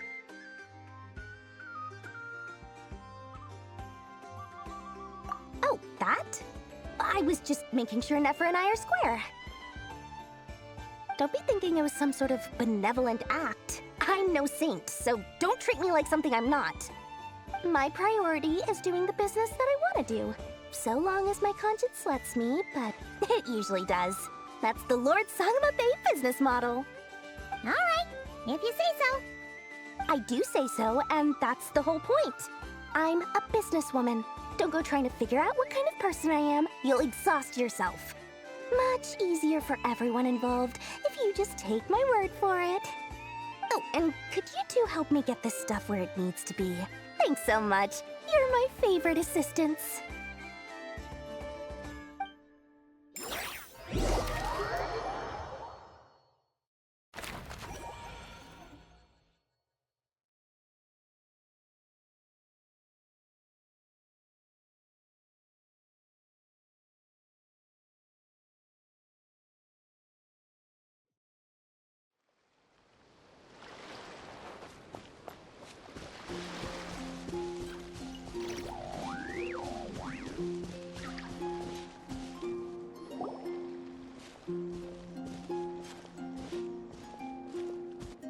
Traveler, Paimon, it's good to see you. Everything going smoothly over here? Sort of. As you're probably aware, Varka, Diren, and I captured some abyssal creatures from the Wild Hunt. Per the plan, we dissected and analyzed some samples of these creatures. The process went very smoothly. The findings, however, come with some troubling implications. What? You can actually dissect the Wild Hunt? That depends on your definition of Wild Hunt and dissection. Harmless, lifeless. These words are accurate descriptions. The Wild Hunt is an interesting phenomenon. In and of itself, it doesn't seem to possess anything akin to a human personality. But taken as a collective, the medium through which the Wild Hunt is summoned does appear to have a soul. Master griped a lot about the wise Horoptatyr, and seemed somewhat fascinated with the Fausted Elegy. But she barely mentioned Rerir at all. I don't think that was because of his lower social standing, though. Anyway, it's a pity. I should like to hear her thoughts on the nature of the lifeform he has become today. It's a strange mix. The furious energy of an abyssal being channeled through a fractured physical existence. A consequence of being torn apart by an unknown power. Perhaps the only explanation for his survival in this state is that he sacrificed a degree of individuality in exchange for a continued existence. Oh, sorry. Once I get talking about interesting research, I have a tendency to go on indefinitely. Back to our research findings. Essentially, they confirm my hypothesis. Rerir's corpse is completely contaminated by the Abyss, and the effects are irreversible. You could think of this as Rerir in mutated form. But in my view, even that would be inaccurate. In reality, his whole being has been consumed by the Abyss, In other words, he is now nothing more than a manifestation of abyssal power. Unfortunately, at present, we have no means of completely eradicating abyssal power. Hence, we cannot fundamentally destroy the Rayhir of Solnari either. Oh, that's terrible news! So, that's it? We can't defeat him? Not even if we get the power of the Three Moons? Miss Columbina's situation is a difficult one. She can never achieve wholeness when the world does not accept her presence. It's as if her creator banished her to a place she can never be accepted. It means she spends most of her energy just on her own survival. Given the circumstances, it's only natural to despair. But we must see this plan through to the end. Time to kick off the backup plan. Oh, Paimon almost forgot! This is for you. Dory asked us to bring it. Ah, how wonderful. Well, thank you for making the trip. Durin and I will be heading off shortly. I'm sorry I won't be there to protect you in person this time. Please be careful. All right then. Stay safe.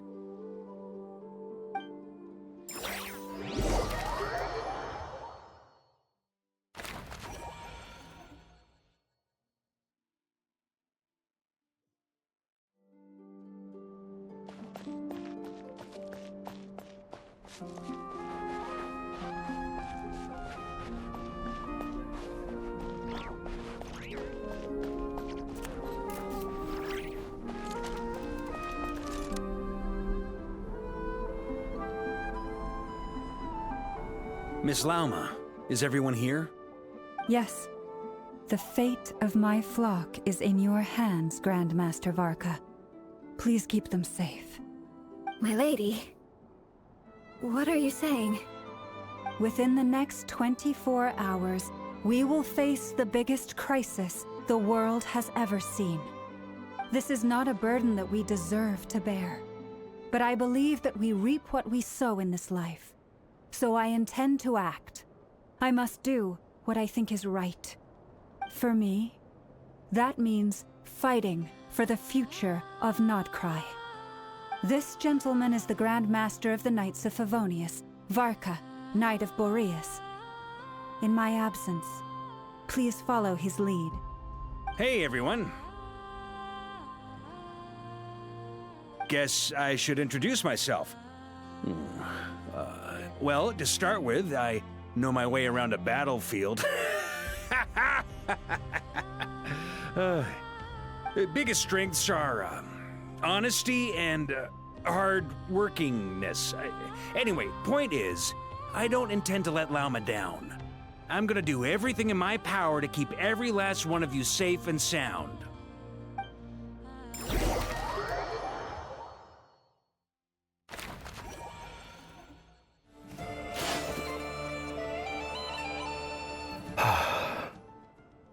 Something on your mind? Miss Columbina, was it? I believe that's how the others addressed you. That's right. Names are funny things. Have you always been called Dainsleif? Yes. I take it your own name has a more complicated history. I have a different relationship with names than other people. To be honest, I'm not even sure that Columbina is my name. At least, not in the same way that Dainsleif is yours. But it's what everyone calls me, and I go along with it. A lot of my life has been that way. I get so used to things that I forget to question why they are so. I never used to think much about where names come from, or what they mean to people. Maybe something's wrong with me. You're different from other people. I sensed it the first time we met. You're more perceptive than most. I'm sure your long life and rich range of experience explains that. Do you ever find yourself missing Conria, Mr. Dainsleif? Difficult to answer. I have dreamed of the past many, many times. Sometimes I'm fighting tooth and nail. Other times I'm lying on the ground, defeated. I don't recall any happy moments from that time. It has been too long. Is that because hatred survives longer than love and affection? That would not be for me to say. I make no excuses for the grudges I bear. But whatever the reason, I remember little that was beautiful or sentimental. Thank you for your help with the Rerir situation. Without your efforts, I never could have learned the hidden truth of his story. You're welcome. I know he's your friend. Friend? He betrayed me. And I never really understood what he was going through in life. Some friendship, that is. Okay. So, do you plan to fight him with us? You see, you're torn. Now you know what really happened. You see the things he's done in a new light. I need some time. Of course. I completely understand. Anyone else in your position would feel conflicted too. Actually, I went through something similar myself recently. Something happened that changed my perspective on a situation. A situation I took for granted at the time, but now I feel very grateful for it. You mean the Harbingers who still support you, even though you've left the Fatui? Yes. I always thought they were only helping me because Harbingers are forced to work together. But then I abandoned them. A warrant was even put out for my arrest. And even now, they still support me. Which means I was wrong about them all along. Clearly, they view you as a friend. I feel a little guilty now. I regret not seeing her help for what it was, and not treasuring it. I see the guilt that you're feeling now, because I feel it too. Hopefully, talking about it will do us both some good. Have you noticed that the Traveler and Paimon are over there?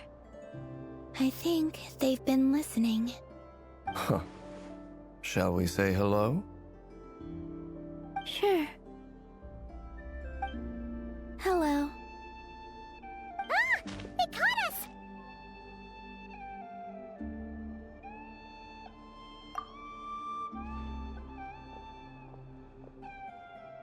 I apologize for making you worry. No doubt you wish to know where I stand on the plan to take down the Rerir of Solnari. I'm afraid I need a little time, but I will seriously consider joining you. You will? Oh, thank you so much! Everyone will be so grateful to hear that!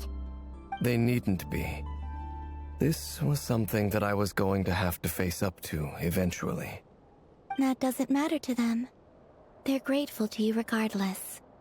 You can't control their gratitude, so just accept it. And then, have a think about whether you're willing to join us.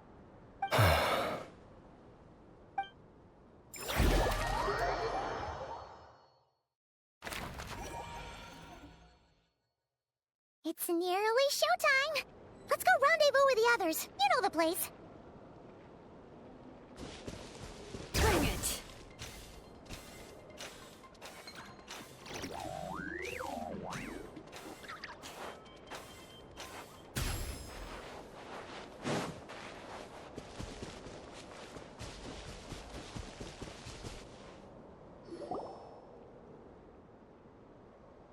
Ah, you're earlier than I expected. Hey, Flint's! Been waiting here long? Not too long. I came a little early so I'd have some time to think. Are you nervous about the battle? Quite the opposite. I'm reminiscing on my past battles. When I was awakened by the Ratniki, I had not touched a weapon in many years. I felt like the battlefield was not where I belonged. But after waging war against the Wild Hunt for so long, I came to realize something. A life of absolute peace is simply not a possibility for me. My restless flame indicates that somewhere inside of me, there is a deep yearning to root out the evil in this world. Ooh, That doesn't sound like such a bad thing. Well, in the past, when I was a Fae whose primary concern was hibernation, it was hardly ideal. But it certainly serves me well here in the present. And I am delighted to be able to join forces with you in this endeavor. Looks like I'm not the first to arrive. Ah, Miss Lauma. Did you sleep okay last night?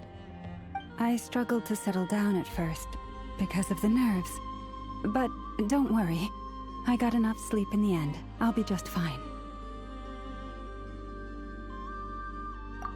Please, I'm just doing my part. Never! Over here!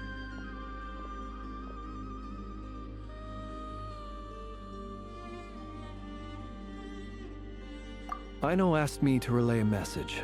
She said Anefa will be on high alert and keep a close watch over all secondary districts where defense is required, providing support as necessary. Meanwhile, Ino herself will provide range support to us directly, using her latest invention. Excellent. My thanks to all involved. The chest set's looking a little unstable. It won't hold him much longer. We should be prepared to engage at a moment's notice. No sense sitting around waiting. Let's make the first move while we still have the option. I agree. Paimon, find a safe hiding place. Got it! Be careful, Traveler! I will.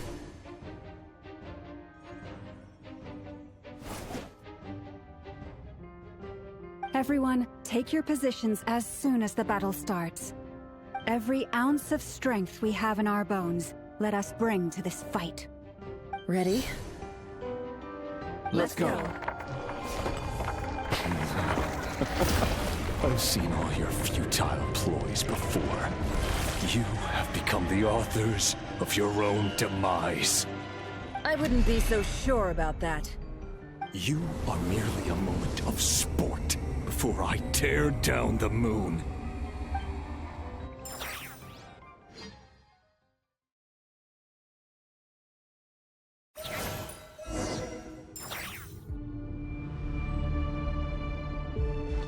Stay The on your moonlight betrayed Yep, you too. You poor lost lamb.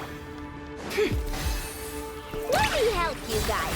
It's this!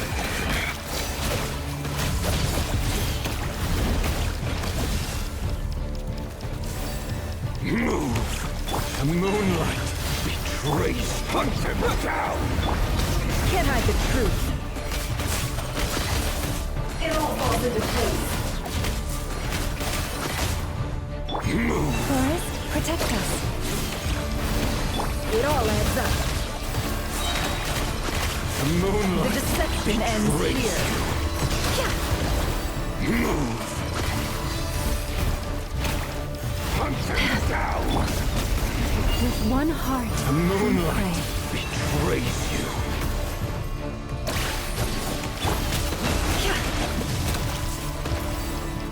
Let's see what you're made of. Time to come clean. Futile. Leave this place.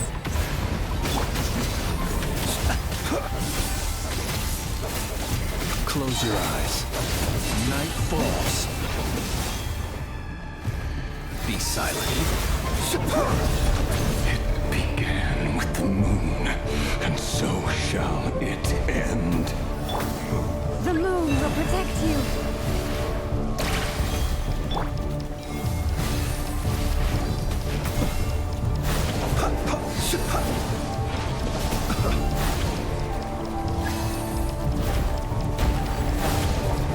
Observe.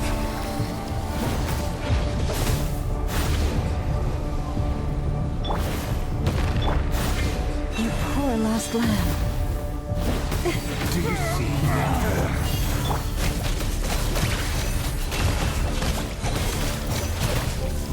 Vanir, when will it be as you foretold?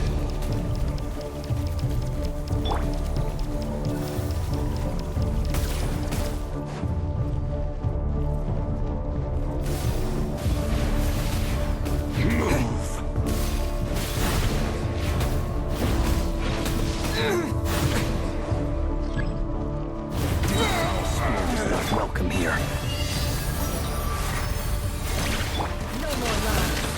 Seek within. Let's use tornadoes.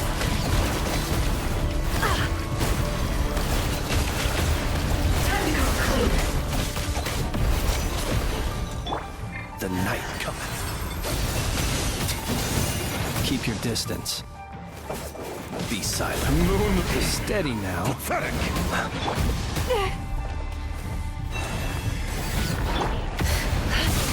Can't hide the truth. Move. It all falls into place. The mystery unravels. It all adds up. It's all futile. Pathetic. For the everlasting good. Can't hide the truth.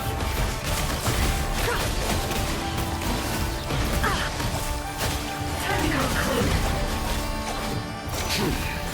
Welkin Moonlight is overrated. Who wants to go first?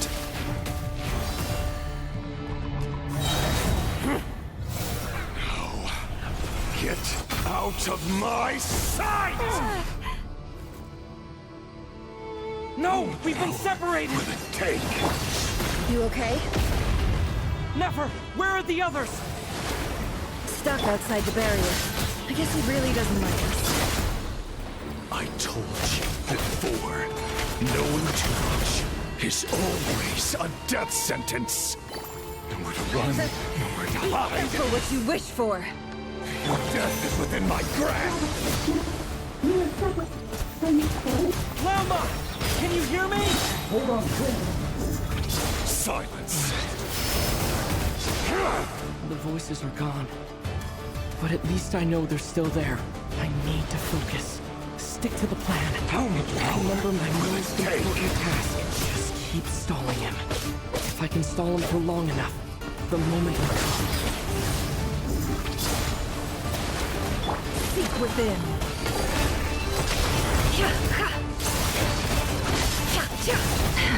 Let's see tornadoes.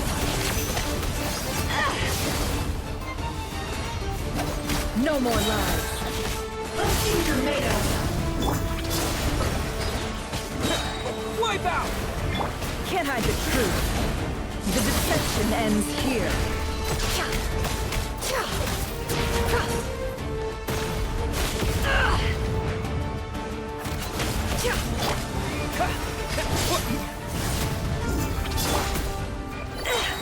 No more lies. Seek within. It all adds up. Let's see tornadoes. Time to go clean. Bombs away!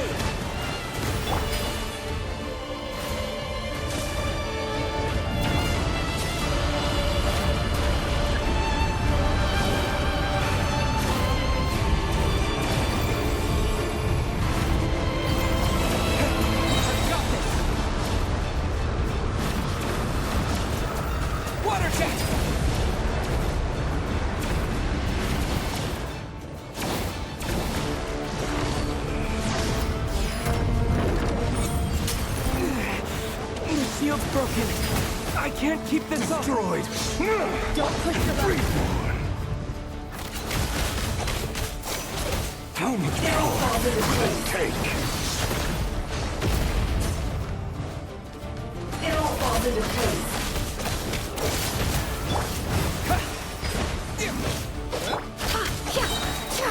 The deception ends here. It all adds up. Time to go clean. Wipe out! Water check! Can't hide the truth.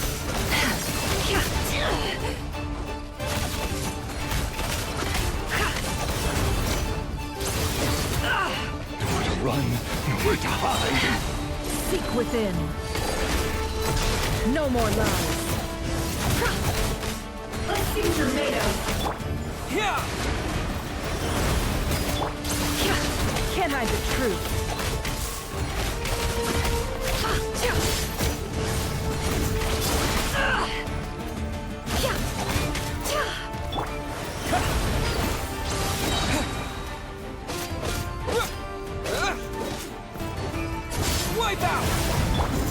No more lies.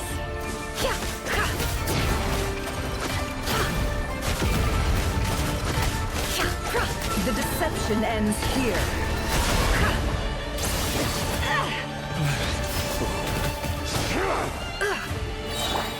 Water jet! Bombs away! Can't hide the truth. A future made of. Seek within.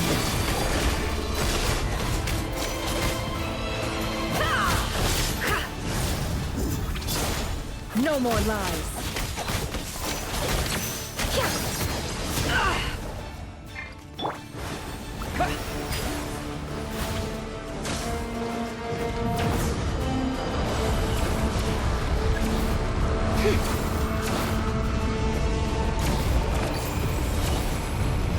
Curses. There's no other way.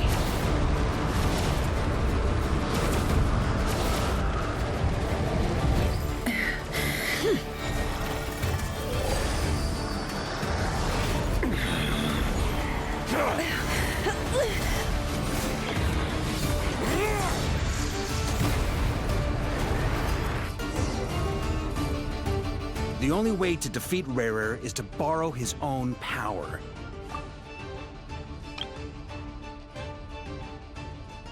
That means Columbina will have to disappear while you two bear the brunt of his attacks. You have to hold on. Find a way to keep him focused on killing the two of you.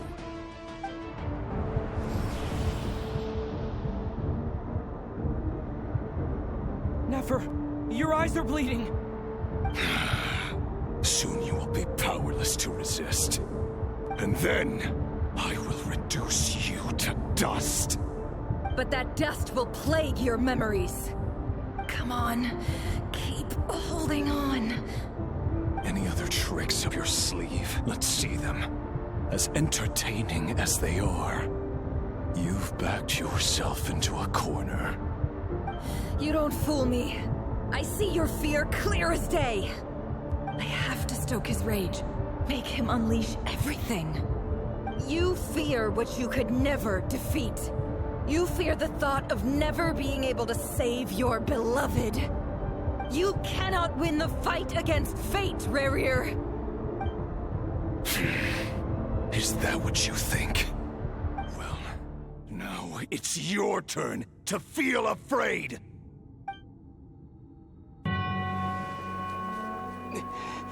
You fear the sound of your own name?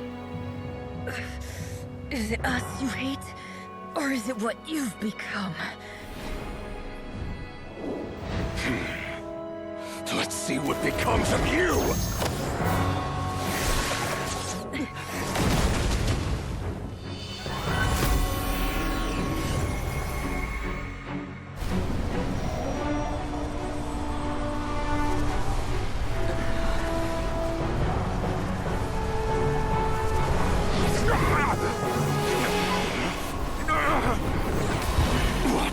Happening? That power. I've seen it before.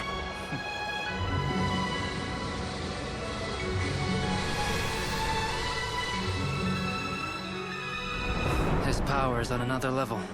We'll need to use an alchemical array to convert his power into a usable form. Then quickly channel it into Columbina, rendering her powerful enough to compete with him. I'll join you. I can help.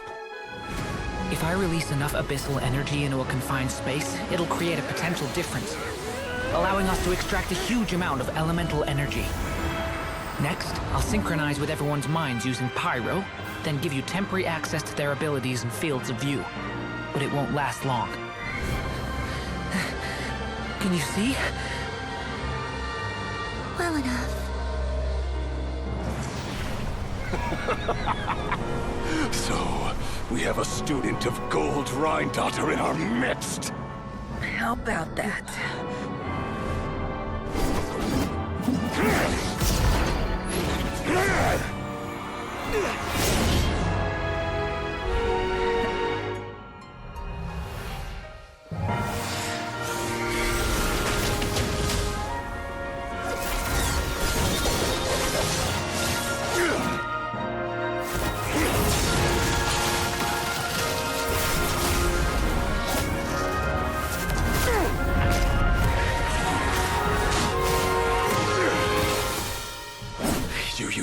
own power against me? Just like how you stole Kuvaki. Look familiar?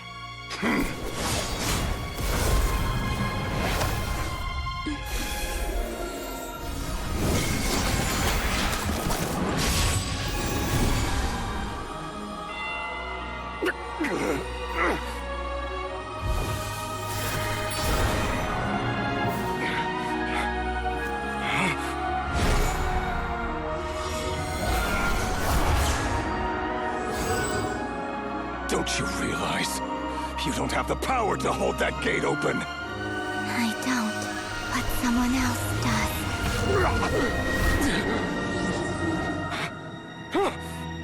Goodbye, Rerir.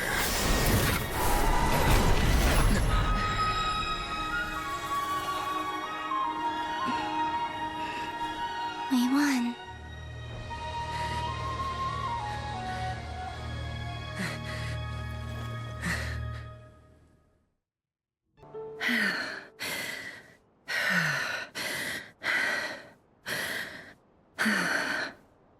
Nefer, how are your eyes? They're fine. Apart from the blindness, of course. It's not too late. Let me handle it.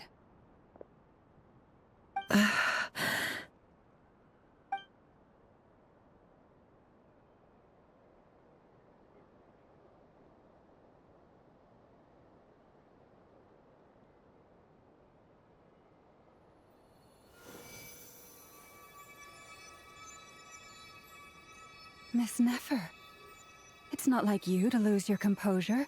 That was the most reckless thing I've ever seen you do. Reckless how?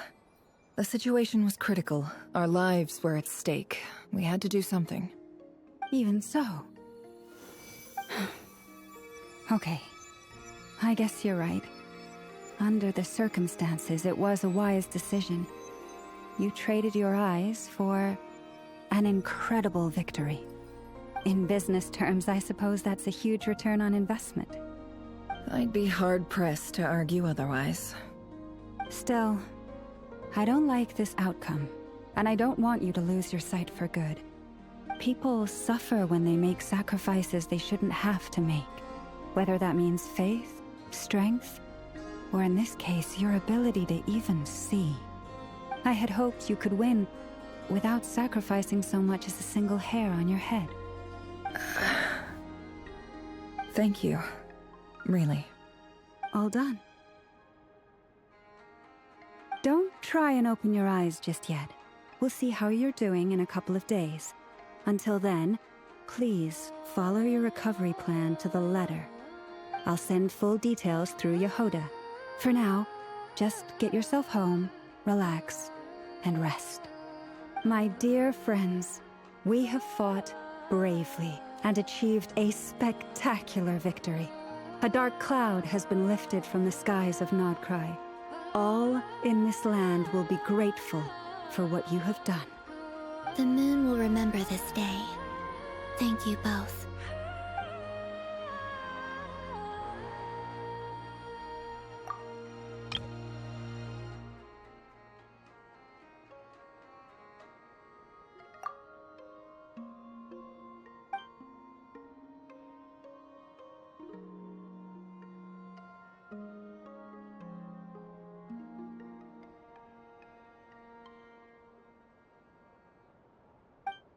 There's something I want to let you know.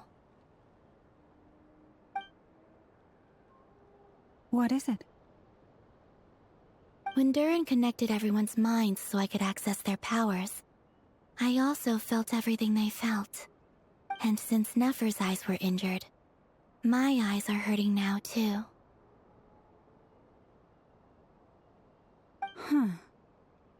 Hold on. Let me try. I only feel the pain. There's no actual damage. I just thought I should tell you. You're right. There's no damage. That's a relief. But I must say, I'm surprised to hear the Kuthar share something like this with me. In the past, you never used to open up about yourself. Things are a little different now from how they were. I'm learning to share how I truly feel with my friends. Friends. You have no idea how glad I am to hear that.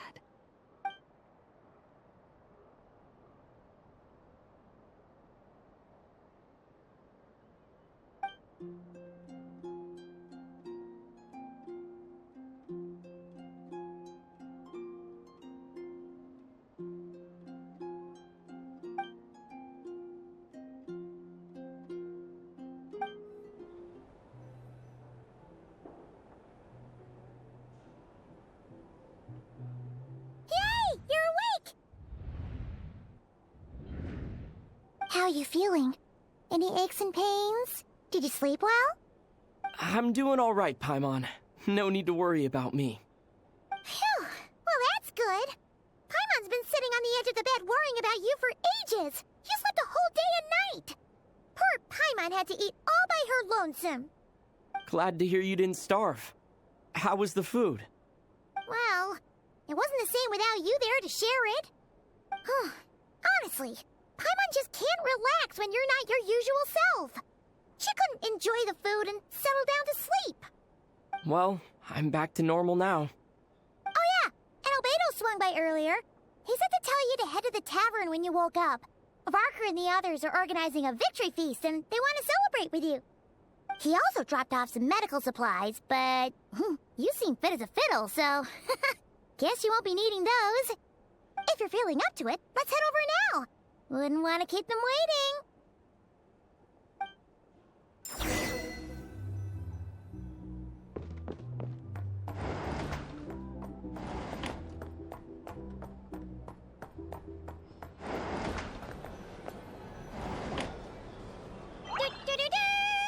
We're here! Oh, Traveler and Paimon!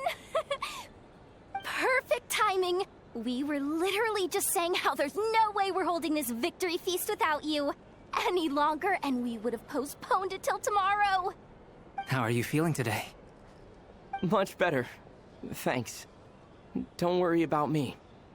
Relieved to hear it. If that changes, just let me know. Happy to check you over at any time. Yep, we're here for you. Anything you need, just let us know. Oh wait, where's Nefer? How are her eyes doing? Nefer's right over there. I'm sure she'd love to catch up with you.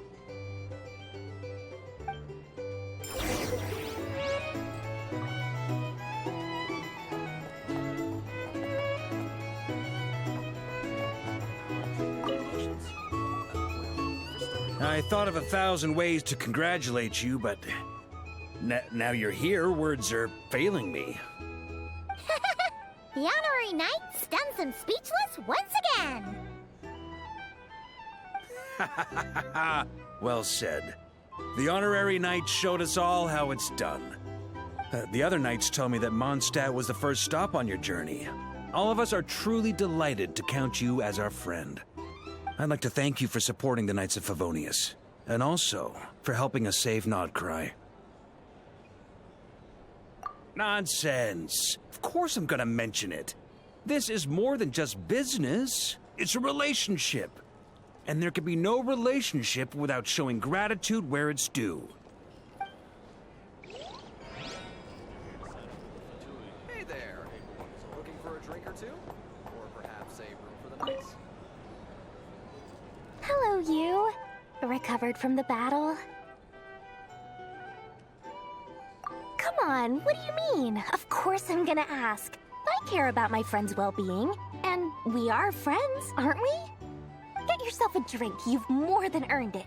In fact, today, your drinks are on me. Lord Sangamabe's got you covered. Wow, really? What about Paimon? Has she earned it too? Has she? Please? Well, you haven't been through quite as much as the Traveler, but... what the heck, sure. Yay! Wow! Drinks on Dory! What a historic day. Hey, keep your voice down, or everyone else is gonna want in too. You... Have you heard anything I've been saying recently? Doing business in Nodcry has been an absolute nightmare. If I'm buying for everyone, oh... Okay. Paimon will speak more quietly. Jeez. That's more like it. Don't you forget, Lord Song of the Bay doesn't just go around buying drinks for anyone and everyone.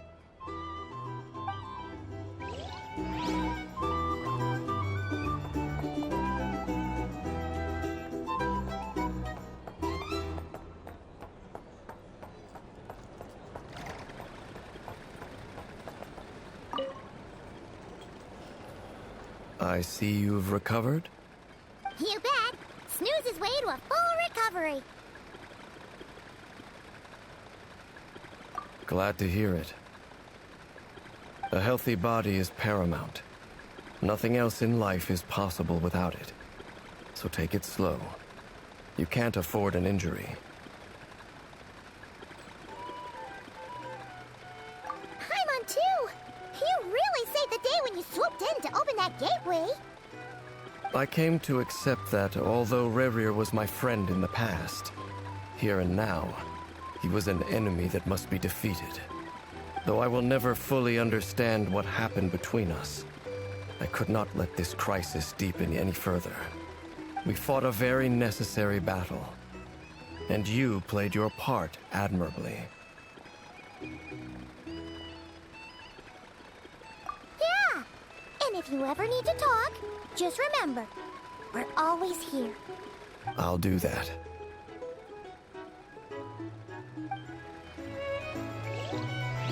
These are brownies. If you want to negotiate prices. Well, for starters, I recommend you drink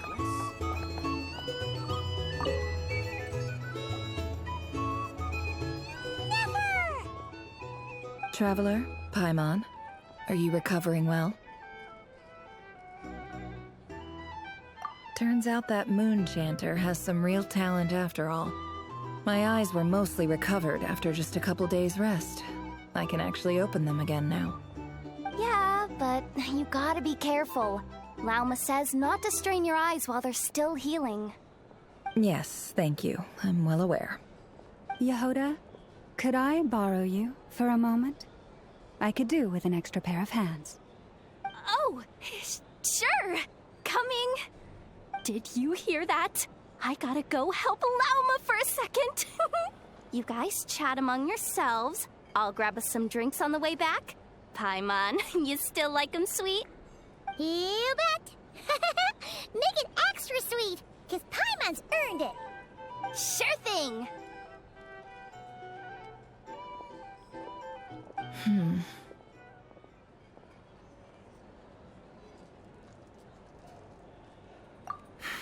The Raker of Solnari. Kind of a snake, don't you think? No, definitely a snake. A poisonous one who spewed his venomous hatred everywhere.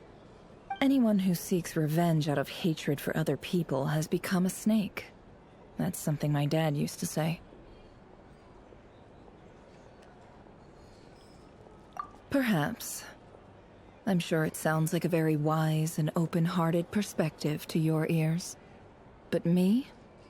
I think hatred is a perfectly justifiable emotion. What else is left when everything you depended on in life gets stripped away? Something's gotta fuel that drive to keep on living.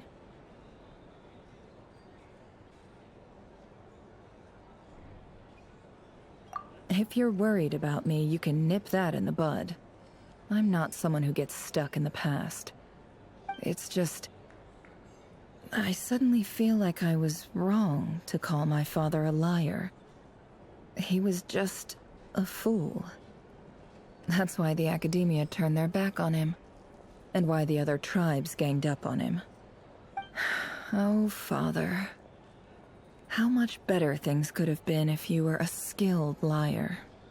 Look at the Ibis King. Thoth is a fiendishly cunning liar.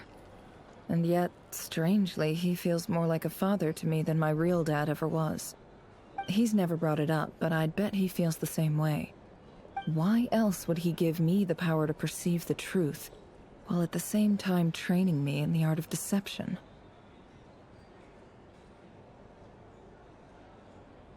Well, King Deshret banished him to Aru, which is essentially a prison, and posed 3 questions to him. He promised that he'd have his freedom if he could find the answers. His response was to take on a physical form and approach me, hoping that I could become his envoy and search for one of the answers on his behalf. Did he really think I'd fall for that? He's stuck there. He can't make me return what he gave to me.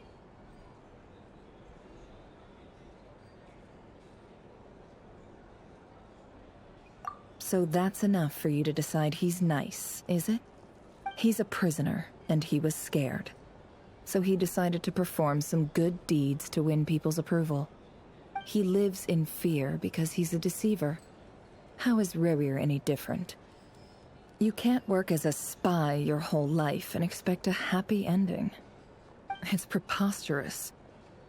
Yet I can't say I don't understand it. Liars live in the darkness of their own making, but it's still human nature to want to go on living. They say that a liar's soul is the most worthless thing in the world. What do you think? Oh, really? Well, it takes a very kind person to find compassion even for liars. If you ask me, the soul of a liar really is worth nothing, because all they care about is themselves. For example, when something good falls into my lap, I don't go sharing the news around. Stops other people trying to steal it from me.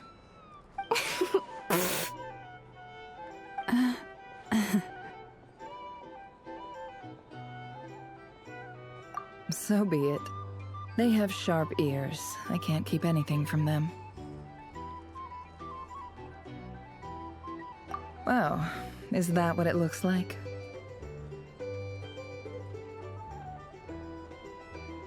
Well, you all know my past now, and I can't simply eliminate everyone who knows too much. So I guess I just have to put up with you, for the foreseeable future at least. When you find yourself in a situation you can't control, the safest play is to keep calm and start monitoring everyone involved like a hawk. In the intelligence world, you need to have a sense of perspective and play your hand accordingly. If you understand what's at stake, please ensure my secret is safe with you. I trust you'll respect my wishes as a friend. But don't forget, I will also be watching you like a hawk. Very good. Oh, wait!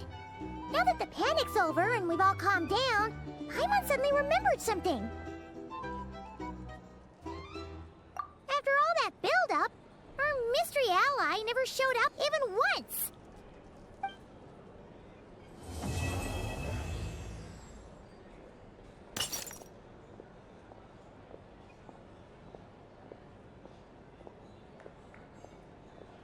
Huh?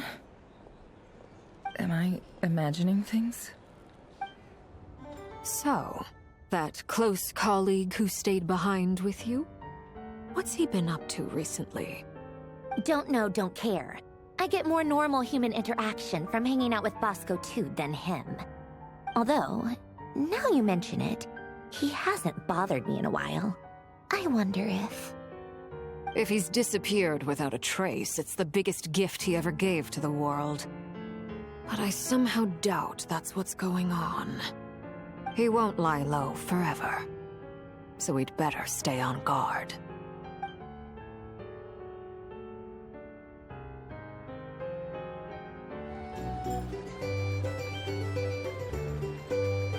Ah, Lord Sangama Bay. How lovely to see you. I must thank you for the device you provided. It was an enormous help. Would I be right in thinking that it was developed by the Academia? Why come and ask me when you clearly know already? I mostly came to thank you. That's more like it. A little gratitude goes a long way with Lord Sangama Bay. Play your cards right, and you might even stand a chance of becoming my long-term supplier. The chance to work with such a kind and charitable investor as yourself would be a great honor for the Curatorium. Huh? Charitable? Who said anything about charity? First time hearing about it. Let's see. The first plot of land you purchased in Nodcry, your desert interests, and... Stop! What do you think you're doing? Exposing my investment history! It's nothing to hide from. They're all perfectly legitimate investments. And some of the land you purchased was with the intent of building a sanctuary? Yes, I heard about that too. How did you... You're a curious case, Lord Sangamabe. You don't like people finding out about your good deeds, do you? But I'm afraid no matter how hard you try to keep things under wraps, where there's a will, there's a way. You did it for Sumeru, didn't you? It was empty land that was gonna go to waste otherwise. I figured if I built something there, it might at least get some use in an emergency. Disasters are capricious things. They strike without any warning. I've lost family to a disaster before, and I don't want to lose any friends or business partners if I can help it. My elder sister used to dream of finding a sanctuary. Somewhere with plenty of food, water, and medicine. Where everyone could live happy lives. It was something I looked into, but after discussing things with the Dendro Archon, I decided on a more effective strategy. The tech people handled the tech, and Moneybags provided the Mora. It just made the most sense. It's a pity that so few people know the truth about you. Everyone says that you view everything in terms of Mora, and all you care about is growing your own wealth. So, what's the problem with that? Everyone wants to be rich. It's human nature. So yes, I love Mora, and it's nothing to be ashamed of. But surely you have dreams of your own beyond just making Mora. You don't get it, do you? My dream is to invest in other people's dreams.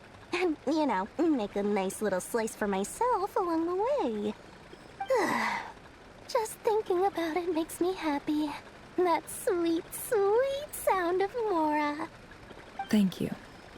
For the device? And the pendant. Oh, that. I was just returning a favor. Don't worry about it. Seems like we've both been away from home for a very long time. Yeah. So long that I barely remember what my family even looked like. That would be your mother, father, and sister? Yeah, though it's been years since my sister passed away. It's not like I want to forget them, obviously, but memory can be even more ruthless than the most calculating business person. Beyond a certain point, if something isn't helping you, it just gets rid of it. My sister can't help me now. Slowly but surely, her face is fading from my mind's eye. It's become a vague impression. Not everything will fade. When loved ones pass away, the beautiful memories are the ones that last the longest. Yeah, that's true. If you ask me, that's the one silver lining in all of it. Well, that, plus, I'm sure that life is much better now than it was back then. Oh, absolutely. I have tons of Mora, a big beautiful house, business is booming, and I'm as happy as can be. You've got a lot going for you too. Boss of the Curatorium of Secrets? I'm sure there's plenty of Mora to be made in that line of work. I appreciate the vote of confidence. How have you been holding up? Any adverse reactions? If you start to take a turn for the worse, make sure you tell me right away. You don't need to worry about me, Grandmaster. I'm fine. I mean, I barely did anything, so... What? You're too humble, young man. You played an indispensable role in the battle for Nodcry. We can't thank you enough for your support. Sometimes, when people praise you, it's because you deserve it. The best thing is to accept it calmly and with grace. It's important to learn how to respond to words of admiration. Let's do a quick demonstration. Albedo, that was an incredible feat of alchemy. The pressure was on, but you worked flawlessly at lightning speed to get the job done. Thank you. I can't take all the credit, though. Durin played a big part in forming the alchemical array. See? Did you catch that? A masterclass in how to take a compliment. Okay, yeah. I did work pretty hard to help prepare for the battle. No point denying that. Hey, you guys! Hey, look who's bounced back. Looking good, traveler. Seems like you've recovered. You won't need to take any more medication. Can I get you a drink? Huh? You know how to order at a bar now? You've sure learned a lot recently. Handling a drinks order is ridiculously simple compared to alchemy. Don't worry, I'll blend into society yet. Paimon believes it. You're clearly a fast learner, just like your brother. To be totally honest, though, Paimon didn't quite follow all the details when you first explained the plan to us. Don't worry, that's completely understandable. Unless you're a student of alchemy, it's hard to grasp the principle and how the process works. To put it in the simplest terms, we saw how our enemy stole the power of Kuvaki. And that gave us the idea of stealing his power to turn it against him. When facing an enemy you have no hope of defeating, it's best not to engage them in battle. So, instead of looking for a way to overpower him, we decided to help Columbina get strong enough to at least stand up to him in a fight. For this to work, we had to analyze his modes of attack, confirm who his main target was, and make sure that he wouldn't go beyond the range of the alchemical array. For added security, we prepared a total of 4 arrays. But to mitigate the impact of the battle, we identified one location in particular as the ideal spot, which is where the confrontation took place. The alchemical array absorbed his abyssal power. Then Durin processed it to render it usable by Columbina. That power enabled her to do what would otherwise have been nigh on impossible. What surprised me was that Dainsleif actually agreed to join us. Given his history with Rerir, he had every right to sit this one out. But we're extremely grateful for the decision he made.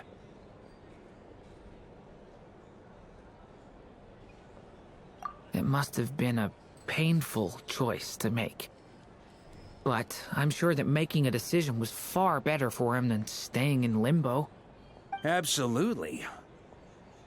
He was torn between 2 paths, but in the end, he made his choice and stuck to it resolutely. He doesn't strike me as the sort of person who'd stay trapped in limbo for long. Anyway, however you cut it, everyone gave a stellar performance. And now, it's time to kick back and celebrate. That's the only reason you're here. Yes.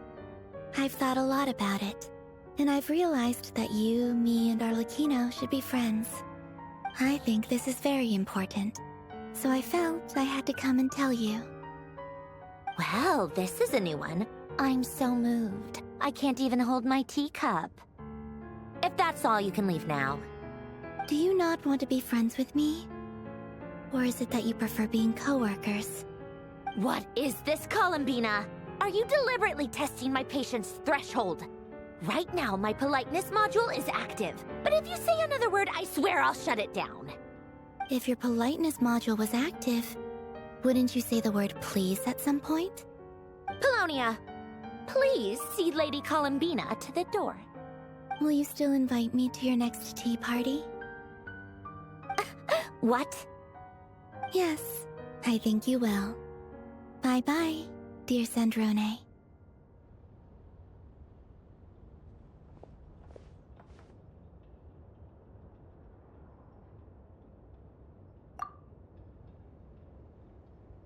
Last time, the Wild Hunt escorted you out. Would you rather I handled it myself this time? We just wanted to, see how you were doing now that it's all over. Why? Out of concern for my safety? I hope you didn't seriously think that the Rayhir of Solnari would be able to lay so much as a finger upon me, given how prepared I was. Mostly because you kind of helped us out, so we just wanted to check you were okay. Looks like all your robots are fixed, huh?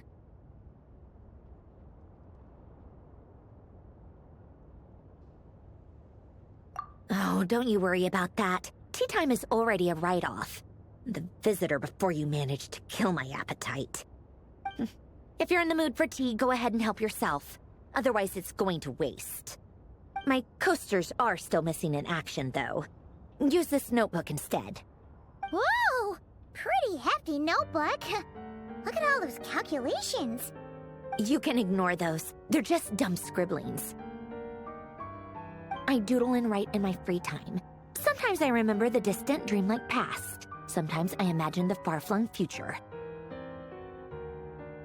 And other times, I grit my teeth and note down all the crazy nonsense going on in the present. Some people do the crosswords in the newspaper. This is my equivalent of that. Trying to predict the future is like daydreaming, and writing about the present just makes me furious. The past is my favorite. If nothing else, it's already set in stone, so I don't have to rack my brains trying to figure it all out. Huh. Although, having said that, the only vaguely interesting memory in my past is probably that guy they call Lord Artificer. Who else? Pretty much all the mecha and Fontaine are his personal handiwork. Wait, are you saying you know him? Like, personally? As a friend? I mean, I guess we were friendly enough. Yep. In fact, I'm probably the only normal person left who knew him at all. We used to chat occasionally back when he was still around. Before he passed away, he asked me to destroy all his manuscripts. I honored his request, but I did read through everything first before destroying them. I mean, I couldn't let the genius of Lord Artificer Alain Guillotin disappear like that. Would have been such a waste. So, that's where the formulas in your notebook are from? I just told you. Those are my equivalent of crossword puzzles.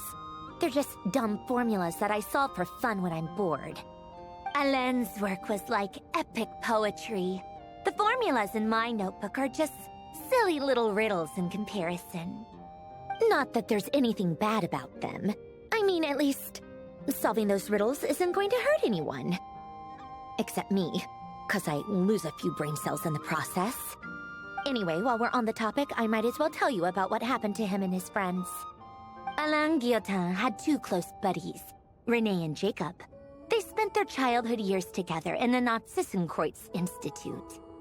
They were all quite competitive, so there was some rivalry between them, but it was a friendly rivalry. But beneath the friendship and the rivalry ran something deeper, a sense of nostalgia for the past. Unfortunately, childhood would end. The prophecy would come true, the apocalypse would arrive, and the future would never be. A mad dream that would normally only capture the minds of lunatics began to take root in their hearts. A dream of saving the world.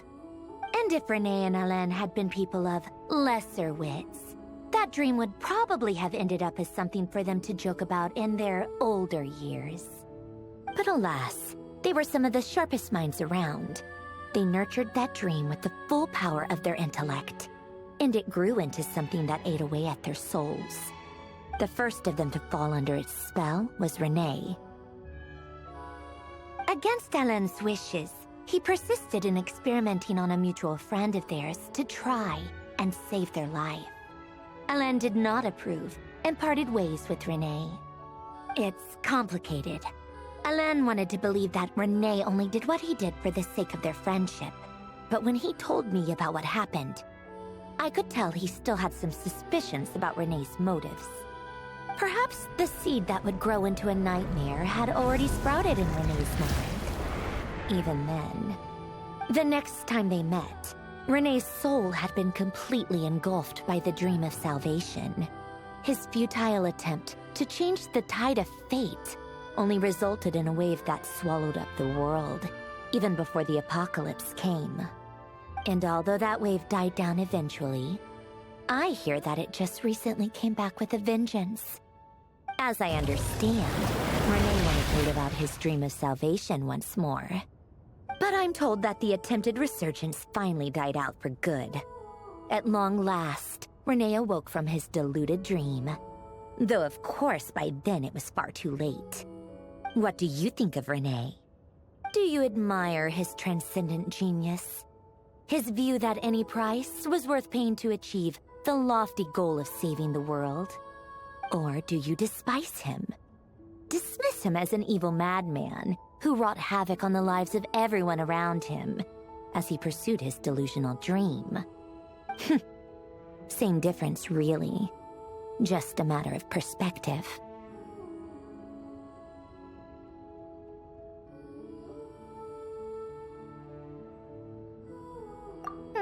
What a cop-out. But I suspect you'd have a more incisive and insightful answer if we dug into it further. I don't like fanatics who give up their whole lives for their ideology. Nor do I like fools who let their delusions take control. Maybe I could understand if Renee had just been an ordinary person. But he had a sage-like intellect. And still managed to get himself lost in a labyrinth of his own desires. Anyway, that's enough about Renee. Now, moving on to Alain Guillotin, the Lord Artificer. He managed to put a stop to the first storm whipped up by Renee. But after that, Alain lost his friends and family. To his credit, I suppose, the loss of his family and friends was purely a tragic accident. It's not like Alain sacrificed them for his cause or anything. After that, the only thing supporting his work was the same dream that had dragged his closest friend down to the abyss. But although the desire to save Fontaine drove him to found the Fontaine Research Institute, Alain continued to reject any form of transcendental knowledge or power. He was suspicious and fearful of it, having seen the way it had affected his closest friend. I think that formulas and machines derived solely from human intellect were the only thing that gave him a sense of spiritual comfort. Yet Alain's intellect was simply too great. It barely left him space to breathe in his lifetime. Once he realized that the end of his life was approaching, he finally accepted the truth.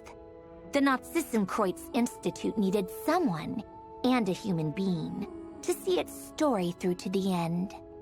He quit working on his formulas, trading them in for the fairy tales that had played such a formative role in his childhood, but which he barely touched in his adult life. He told me that the director of the Nazissenkreuz Institute used to read those fairy tales to the children as bedtime stories. Apparently, they worked wonders at sending kids off to sleep. I think that all he wanted at that time in his life was to be able to sleep deeply without being plagued by depression. By that point, nothing else really mattered. At the very end, he laid down to rest in the ruins of the former Nazissenkreuz Institute orphanage, while the Fontaine Research Institute he had founded continued tirelessly with its work. Many years after that, tensions over competing dreams would once again cause a rift, this time between members of the Fontaine Research Institute. But the actions of those fools had nothing at all to do with Alain. And that is the story of two people from the Nazissenkreuz Institute who both wanted to save the world. One went all in on his fantasy of salvation without ever looking back, and ended up calmly sinking to the bottom of the deepest sea.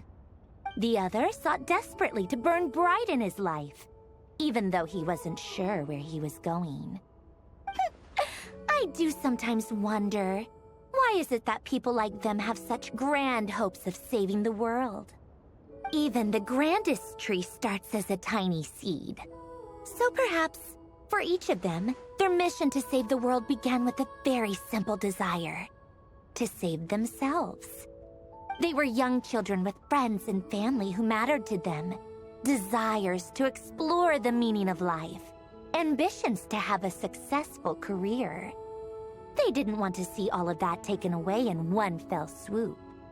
Or maybe they just wanted to find something to anchor themselves within the chaos, to stop them getting quietly swept away by the storms of life. But instead, the search for their own salvation took them down the rocky road laid out by fate. Do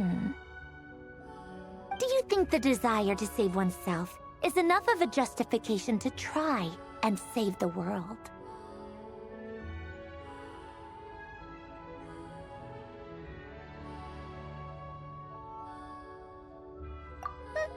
The way you said that sounded just like Alain. I asked him the same question back when he was in his prime, putting all of his energy into his work. He gave the exact same answer as you did. No elaboration, just a quick short answer before getting right back to his work. He was always that way. All right, tea time's over. I owe Arlecchino a favor for telling me these stories. I'll have to bring a whole sack of gifts the next time I visit the House of the Hearth. I'm gonna go tinker with Polonia now. You guys can do whatever you want, as long as it doesn't involve interrupting me. Polonia, exit hibernation mode. Begin diagnostics.